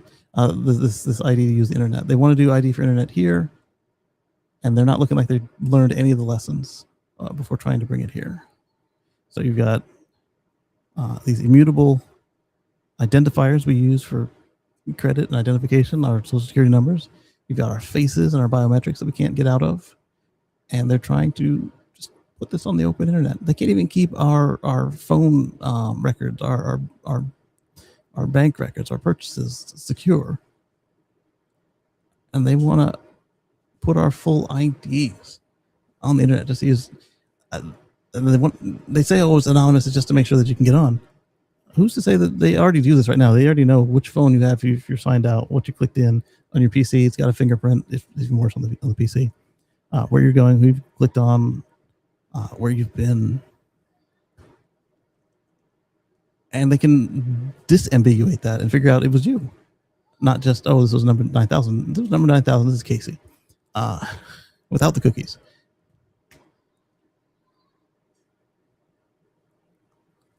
Who cares where I'm going and what I'm doing? I mean, they do, but to then, those same people who are doing the correlation, the disambiguation, are going to make it for sure that this ID that is totally anonymous, blah, blah, blah, just to make sure you're 18 on the internet. They're going to link that to everything as well. The problem for that for me is the extra problem for that for me, other than the extra privacy implications, is that once they've done that and it gets hacked, it's going to get hacked. I can't change my social security number. I can't change my face. I can't change my fingers, my iris. So now, all the way through and through, just endless fights for the rest of my life. Oh, you did this, you said that. I did not. One of the creators I listened to, his debit card pin got stolen from a compromised terminal. And the bank kept saying, "Oh, well, you used your PIN, so it's you. It's approved. And no, you can't fight this." And he's like, "Look, I was in Texas. How could I use my debit card with a PIN in Massachusetts? Square that. Nah, it's you. Good to go." Yeah, that's another one. That's why I'm so mixed about the guy who's the face of my car company. He's friends with this guy. I got plants here. You got Flock, and I'm like, oh yeah, it's your license plate. Who cares to take a picture of you in public? Yeah, I don't care who takes a picture of me in public. But if somebody takes 18,000 pictures of me in public and then makes it searchable to people I don't know who are searching out their jealous ex, I might catch some strays. I'm not fooling around out there, but oh, your car was always around when my wife was out. It was you. No. And the kind of people who have the access, they already don't ask enough questions when it is their job. I might really catch some strays with that one. Ooh. And that's just one example. That's just one. And not to mention, the poor ex-girlfriend, ex-wife, whatever, who's being stalked by this freak who's abusing his access. And again, that is a little bit. That's just the start. That should tell us that we're wrong about all of this. And what if you got to worry about it? You're not doing anything wrong. I know I'm not doing anything wrong. I don't want to freaking somebody on my shoulder all the time. And that somebody said to the point where approved speech. They're not going to approve. If you can't Privately post your opinion about a situation. It's Big Brother. We were always at war with East Asia. We're always at war with West Asia. Wait, what? Anyway, so these things I'm saying in public about the windmills, I just did it, but imagine if you couldn't, not even in private, because they already know it was you, and the windmills person was vindictive, and it is, but cared enough to chase you down and do something about it. We're headed there if we're not careful.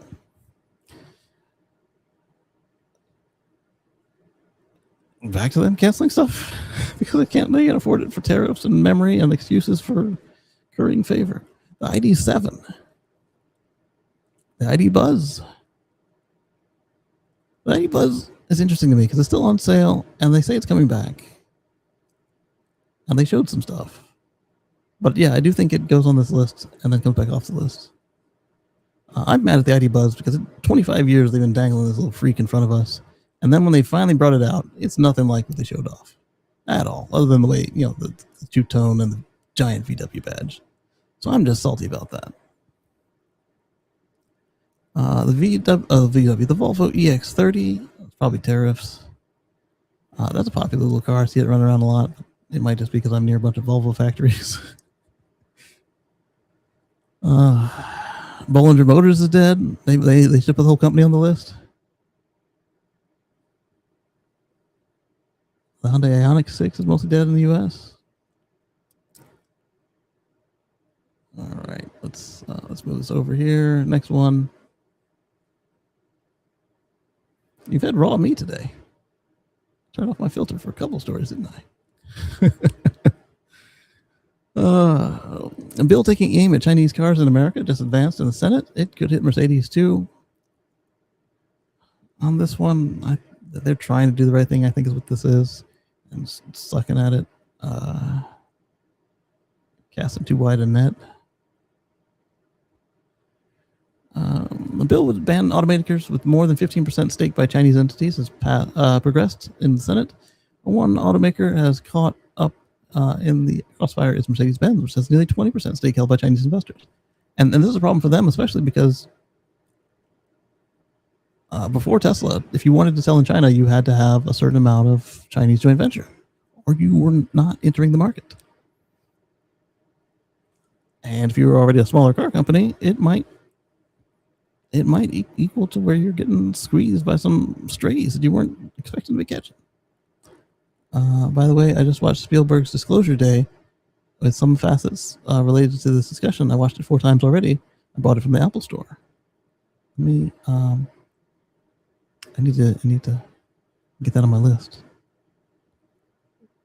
How am I going to do this? I'll recycle this window.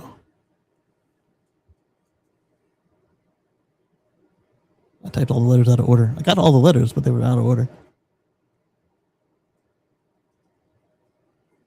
Disclosure Day movie. By Universal. All right, on Apple.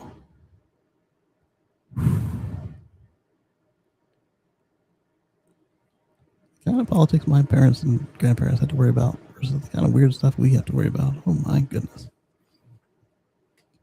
So Mercedes-Benz, because they got 20% stake, because they're joint venturists.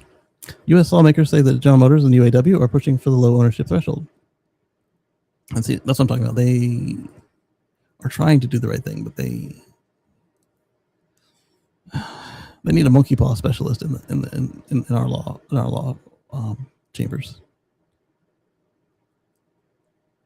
They used to have not that this would help this situation, but they used to have a technology council during the Clinton administration when I was a kid that would teach these people, these old folks, the ones that didn't invent the technology, their peers did, teach them about the technologies and get them to use them and a little of the ins and outs so they would understand what they were doing before they encountered it.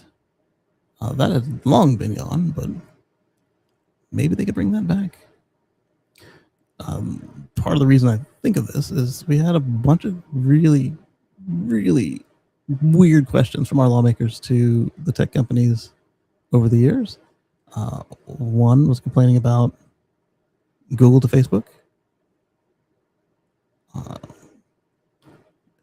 Facebook to Microsoft. It's like you don't even have the right company you're complaining about here, and you want to set policy on this? Is that safe? We saw Tesla's earnings call this week where they're concerned about New Jersey making a solution to a problem they don't understand yet. Yeah, reserve the right to make a regulation, but why don't you let everybody show you what they've got first? Hey, come over here. We need a demo before you can get your experimentation permit, and then you need to run that clean for 6 months, and then we will decide. And while you're in your trial, we reserve the rights to make up any rules we feel are going to protect the public. Not, oh, hey, this company has all these. We think they're safe enough. Let's Xerox that and make it the spec. No. That's not how it works. You've locked out a whole bunch. Like even Mobileye is not all about lidars anymore, and yet you're going to copy the Waymo stack as the law. Come on now. I'm not saying that Waymo is bad, but to make it so that Waymo is the only one who qualifies, that's bad. Unless, for some reason, okay, so you got to have all these, and you got to meet this criteria, this test. Okay, you don't pass the test. All right, get the top hat out for your car. Or, oh, you did all this with $100 of cameras, and not $2,000 of spinny. 2,000 in future pricing. It's probably like $12,000 to $20,000 in today money.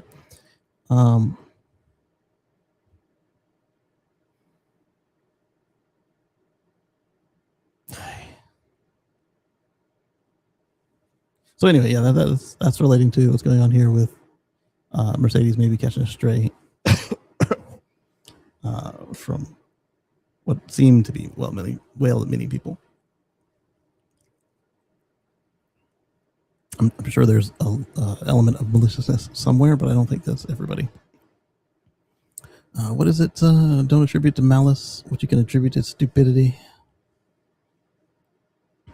And I'm not saying they're stupid. I'm saying that they aren't aware of the consequences. It's not even a monkey paw situation at the point. I mean, it will be once they get what they get, but like they don't even know the questions to ask here. This makes sense. Sounds good on the face of it. Let's roll with it. And then all of a sudden, why can't I ride a Benz to my office? Because you blocked Benz from the country, sir. Oh, whoops. Not that they should be in a Benz anyway. They should be in a Ford or a GM or Tesla riding to their office. But, I'm not going to tell them what to buy if it's their personal car. Ford just made it easy to back your house with an F-150 hybrid or Lightning. They have this global power products, power your home. I've got these little tabs on it. I see the J1772.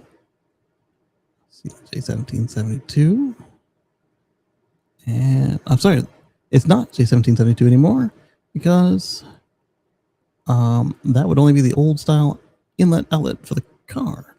If you do the detachable handles or the different ends, it should still be NACS. Not NACS necessarily, but the J3400 came with the detachable handles, Euro style. I wonder if this is what we're going to see here. Based on that, Ford has announced a new product for F-150 hybrid and Lightning owners, which makes backing up one's home easier. Over here, I'm seeing an L630 connection. And there too. Interesting. The biggest advantages, blah, blah, blah. On Wednesday, Ford announced a product that makes it a little cheaper and easier. The company partnered with Global Power Products to make the company's GenerLink transfer switch compatible with F-150 Lightnings and EV hybrids.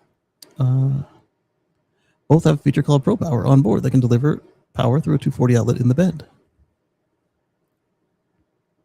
Like a generator. I saw the connection. I was thinking that they might have done it through the charge port, but no, it's just the bed outlet. Even easier. You can plug appliances and laptops directly into the bed, run extension cords into your home in a pinch, but the new system links the 240 outlets straight to the home's main electrical panel, much like any generator. So, transfer switch. The system can be installed at the home's meter or next to it. Oh, that's even easier. Did they do the meter collar? They did do the meter collar. See how this meter is like forever out from the house? Oh yeah, and he's plugging straight into the collar too. So they said next to blah blah blah. I was expecting another box like my solar setup has got like extra boxes galore. But no, that's a meter collar. Is that why that thing has those what look like feet? Are they that is a meter collar on standing on end. Okay, fair enough. Yeah, that will make it easier to do install. If you're in a place that doesn't block it. Yeah. Cool. I love the meter dongle idea. Yeah, I had a friend in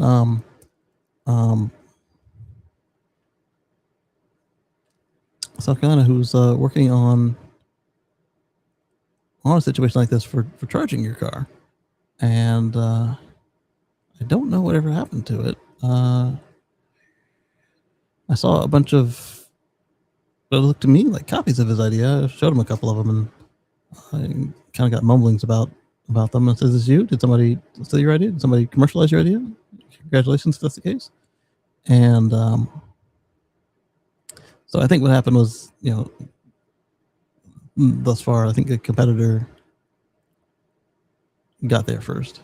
But this is the other direction. This is in instead of out. It could be both, but not in the bed. But this connection would allow you physically, in theory, to do both. Which would also work for that Massachusetts program for the bidirectional. Can be installed at the home near the meter next to it, or on it in this case. Works with F-150 Lightnings that have the Pro Power, rated at 9.6 kilowatts, and with the Power Boost hybrids with 7.2 kilowatts of power on board. When my system isn't missing a battery, it's a 7.2 kilowatt system.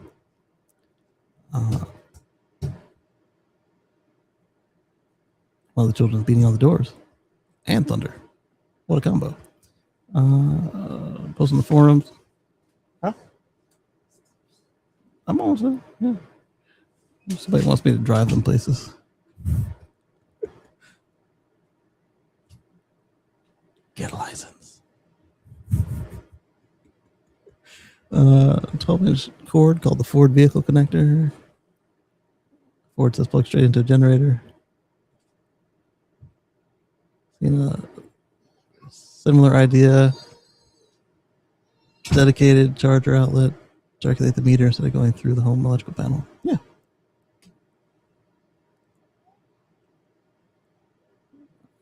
I think this is a decent idea. The hardware itself will run you $1,100 with the cost of installation varying. Yeah, but that's the beauty of this particular install type is that the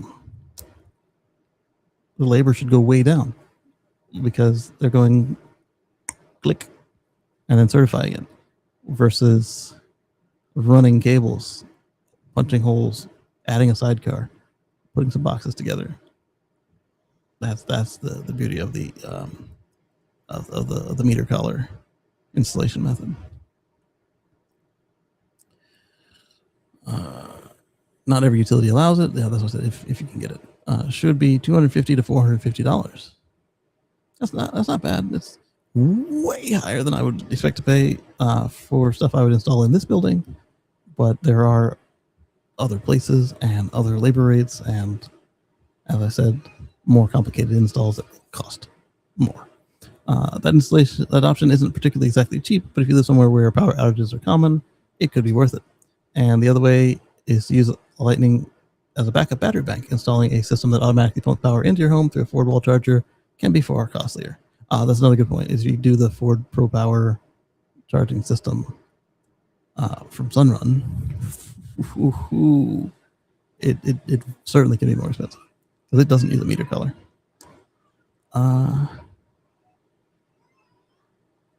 BYD wants to go faster. Okay. All right, let's do the recall segment now. Before that was the next one anyway. Okay, cool. Let's do the recall segment now. Tesla accidentally sold 15 customers cars that it imported from Canada, which means they don't meet FMVSS. Are you serious? They have a world car for the North American market, and because it came from Canada, it doesn't qualify. This is the same crap where somebody moves to or from Canada, and they have to go rebuy the same car if they wanted the same car. And there's no difference, none, except that one can get insured and one can't. That's some border BS. We're North America, man. We have the same rules, the same standards. If it's available in one place and it's the same, whole market car, just do it. I mean, I get it. Like, we can't buy BYD in the States. Okay. That's different. But if BYD starts selling in Canada, I think they do already. But then they say, all right, now, the anti-China thing has subsided again, and BYD can be bought here. It doesn't need to be built here. Not if you're already building it in Mexico. When I was a kid, you didn't even have to show your driver's license when you drove into Canada. Yeah, stuff like that, yeah. Of course, now we're threatening to take them over and blaming them for smoke, even though we're also smoking them out year after year. I wonder if it's a default software setting, kilometers per hour versus miles per hour or some such thing. I think it's just the number on the paper thing. Because remember, the Tesla is a software car, so they can update it if it was that case. What if recall and repurchase is what it is? Because it was too Canadian to say. Recalling a small number of Model 3 and Y vehicles, only 15 in total. Fret not Tesla owners, this isn't as widespread issue or immediate safety concern. Instead, they're calling 15 cars simply because they are Canadians, eh? The 3 and Y both built in a few different plants around the world, including Shanghai and Berlin, and they comply with the safety standards of the country they are headed to. Canada has slightly different safety requirements than the US. Oh, really? Like what? Tell us what the problem is, and do you need to just change the headlight? You need to change as Lee said, you need to change the default speedometer angle. So when the model squeezed through, they failed to comply with our standards. So Tesla's buying them back. Oh no, it was a buyback. I was afraid they were going to say that. Buy back from customers, and they'll be able to reorder new ones that were built for the American safety standards. It's not even like you can say nah, because then you can't get insurance. And in most of the country, if you can't get insurance, you can't drive the car. And in any of the country, if you're not properly insured, you should not be driving the car. As a crash victim, it can get expensive on both sides of it, and you don't want to go into that raw. So Tesla's buying them back to be able to reorder cars that are built for American safety standards. I didn't want to open the gallery. I wanted to de-highlight. There we go. What could be so different about the Canadian car market? More than you might think. Canada has different standards that don't always align with US via FMVSS. For instance, Canada doesn't require that cars have knee airbags. The US does. Okay. But does that mean that Tesla didn't put them in? As I've seen them do stuff like that, like for instance, the hood popper on the European 3 and Y, the hood can pop up for pedestrian safety. Some of the ones in the US have the hardware. As we saw in Australia, some of them have it active. But in the US, if you had the hood popper car, it would not work. It would not activate at all because it's not rated for that in the crash tests, even if the bolts are there for it to happen. Let's see. So that they might not have knee bags, but I don't. Just because it's not required doesn't mean Tesla didn't do it. Their whole thing is the safety thing. But you don't want to put airbags on everybody's hood if you can't even use them. That's really expensive in your most one of your two top markets right there. Additionally, Canadian Teslas haven't had their bumper impact resistance tested to American standards, meaning there's no guarantee they hold up. But again, I mean, they're big enough now that they could have a different bumper that doesn't meet.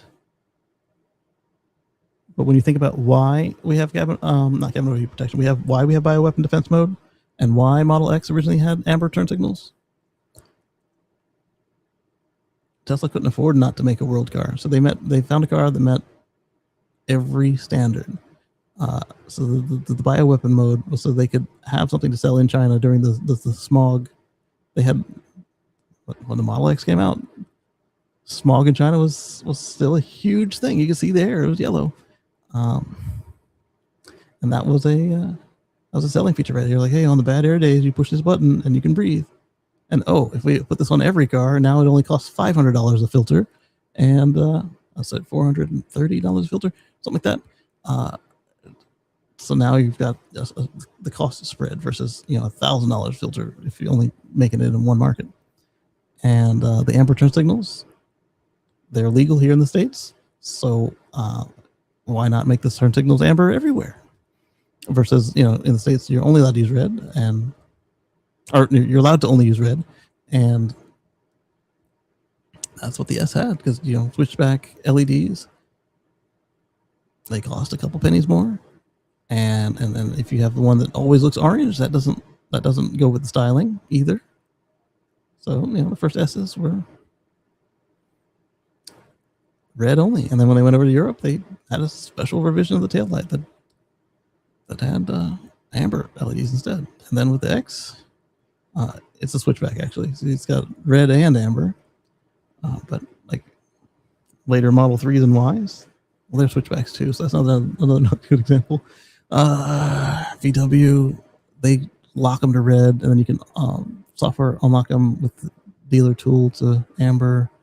That's switchback. Trying to think of an example where there was just an amber light in there and they just didn't use it, but everyone I can think of is a switchback where you can turn it amber and red with a signal, like not even a software, it's just a signal, just like, hey, all right, now you're amber, now you're red, and you can alternate between the two, between hazards and brakes on. Brakes on is a lower precedent to hazards, at least in the States.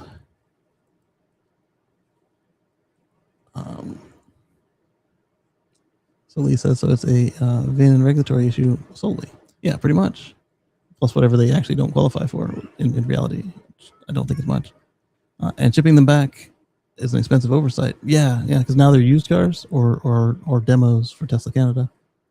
But then you got to re-import them. So they may just get destroyed.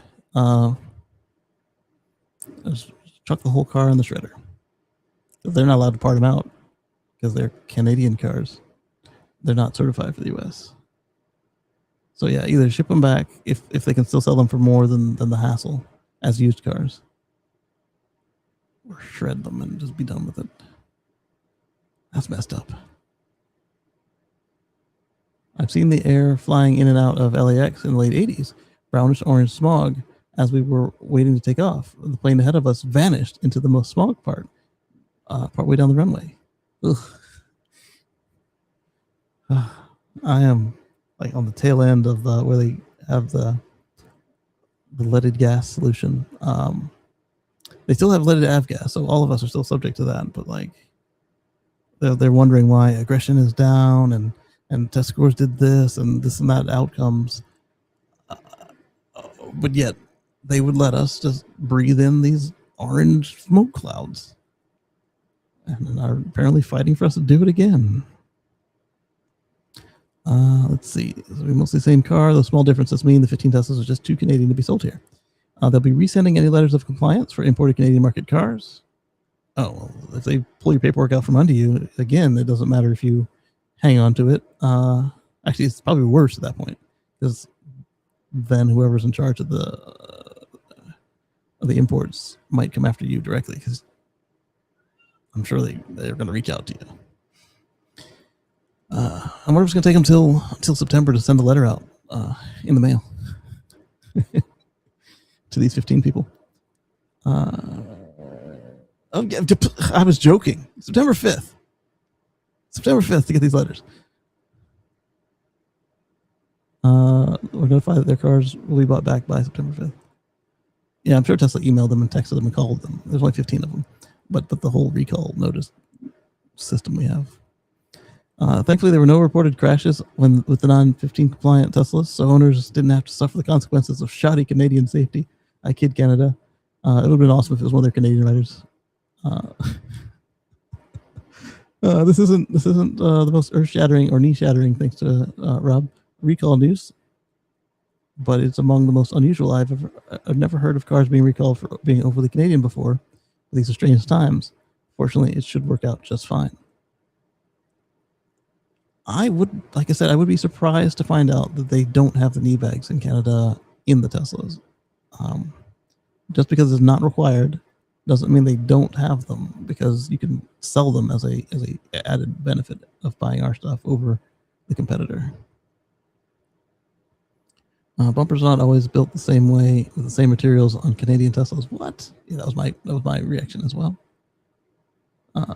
If so, this is on Tesla for intentionally cheaping out on Canadian models. Yes. What else did they change out that we don't know about? That's the right reaction, Mr. Canadian. Safety standards. Considering the only difference can be switched over with a software accessible toggle for kilometers an hour versus miles per hour. Sounds completely legit.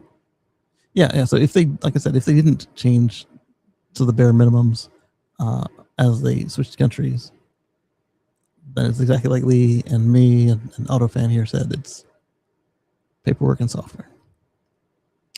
Rather than buying back and having those customers reorder a replacement, why doesn't Tesla just simply replace the vehicles for those who want a replacement?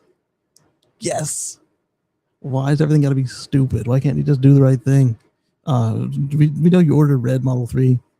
Here's a brand new red Model 3 with your cloud profile. Everything's ready to go, Mr. Desmond. Let's go. Am I getting jaded? I might be getting jaded. More things to come. The U.S. will go out of its way to punish Canada as it tries to subsume or fully subjugate it. It's a possibility. More Google spam. All right, that's it. Just the Google spam. All right, exclusive. Let's look at this exclusive from Ride Apart, also part of the Motor One network.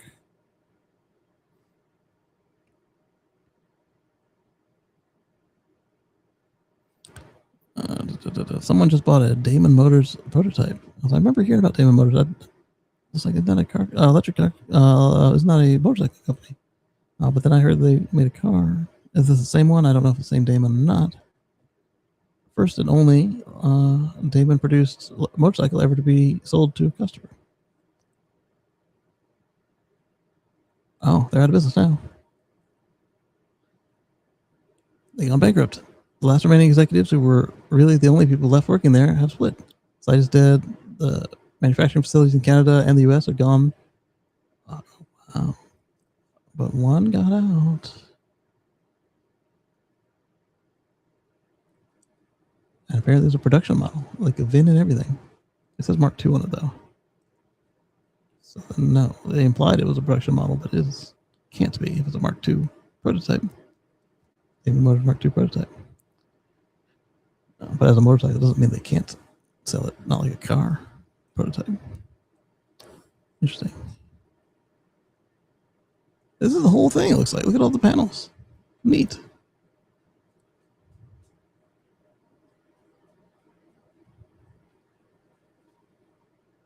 I'm seeing all this orange cabling. You know what that means. Electrify all the things, baby. Look how thin those wires are. Is that 48 volt too? It might be. Or it just might not have all the extra 12 volt load. They don't need big cables. One or the other.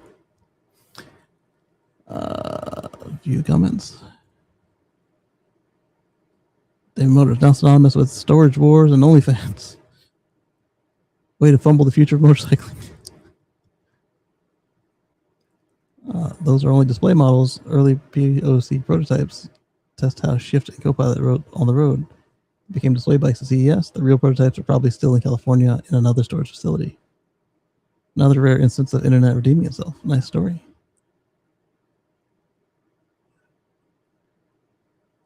Bloop, bloop, bloop, bloop.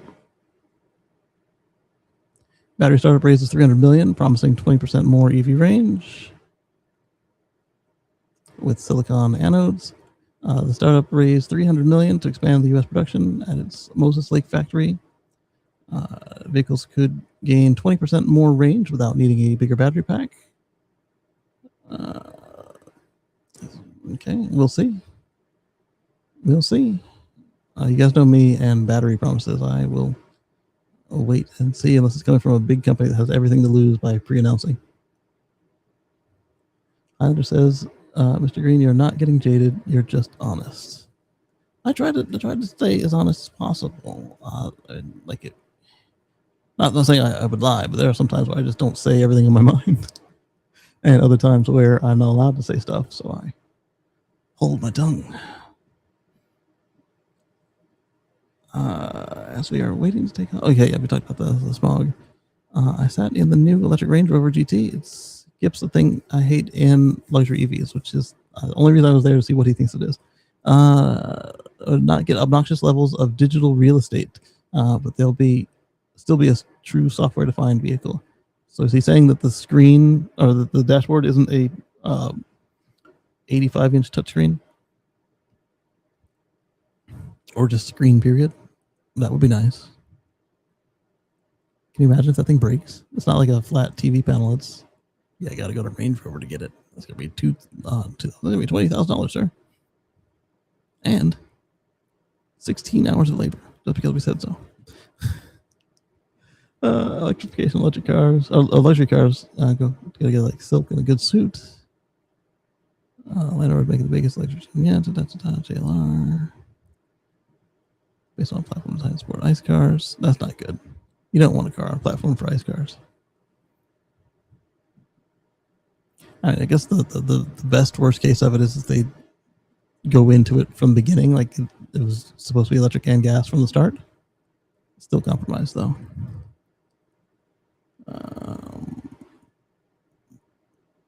And what is your big issue, guy? Is it the screen? And by the way, if you buy a tractor from the US, you're not allowed to work on it, even if you're more qualified than some of our service technicians.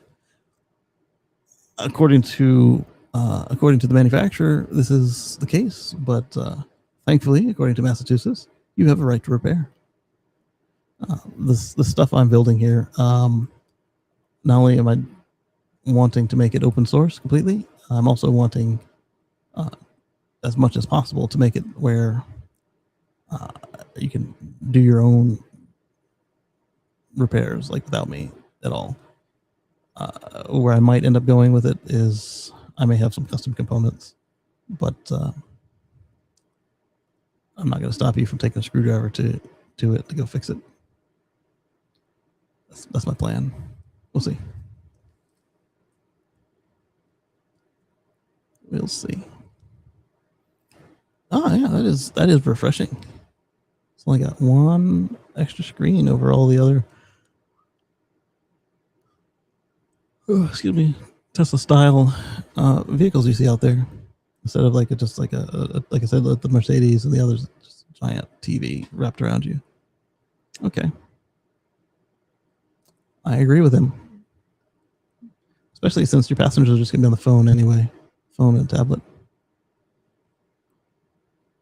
Okay, so all that's left in my tabs now is the Disclosure Day movie that Lee recommended to us.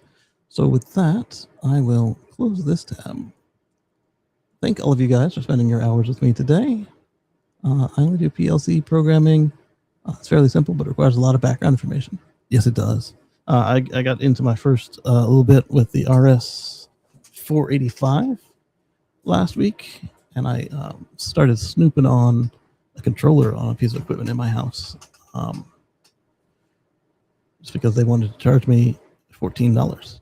I don't know if that was per year or per month, but it's data coming from a device in my house, about a device in my house, that they then send to the cloud, to sell back to me.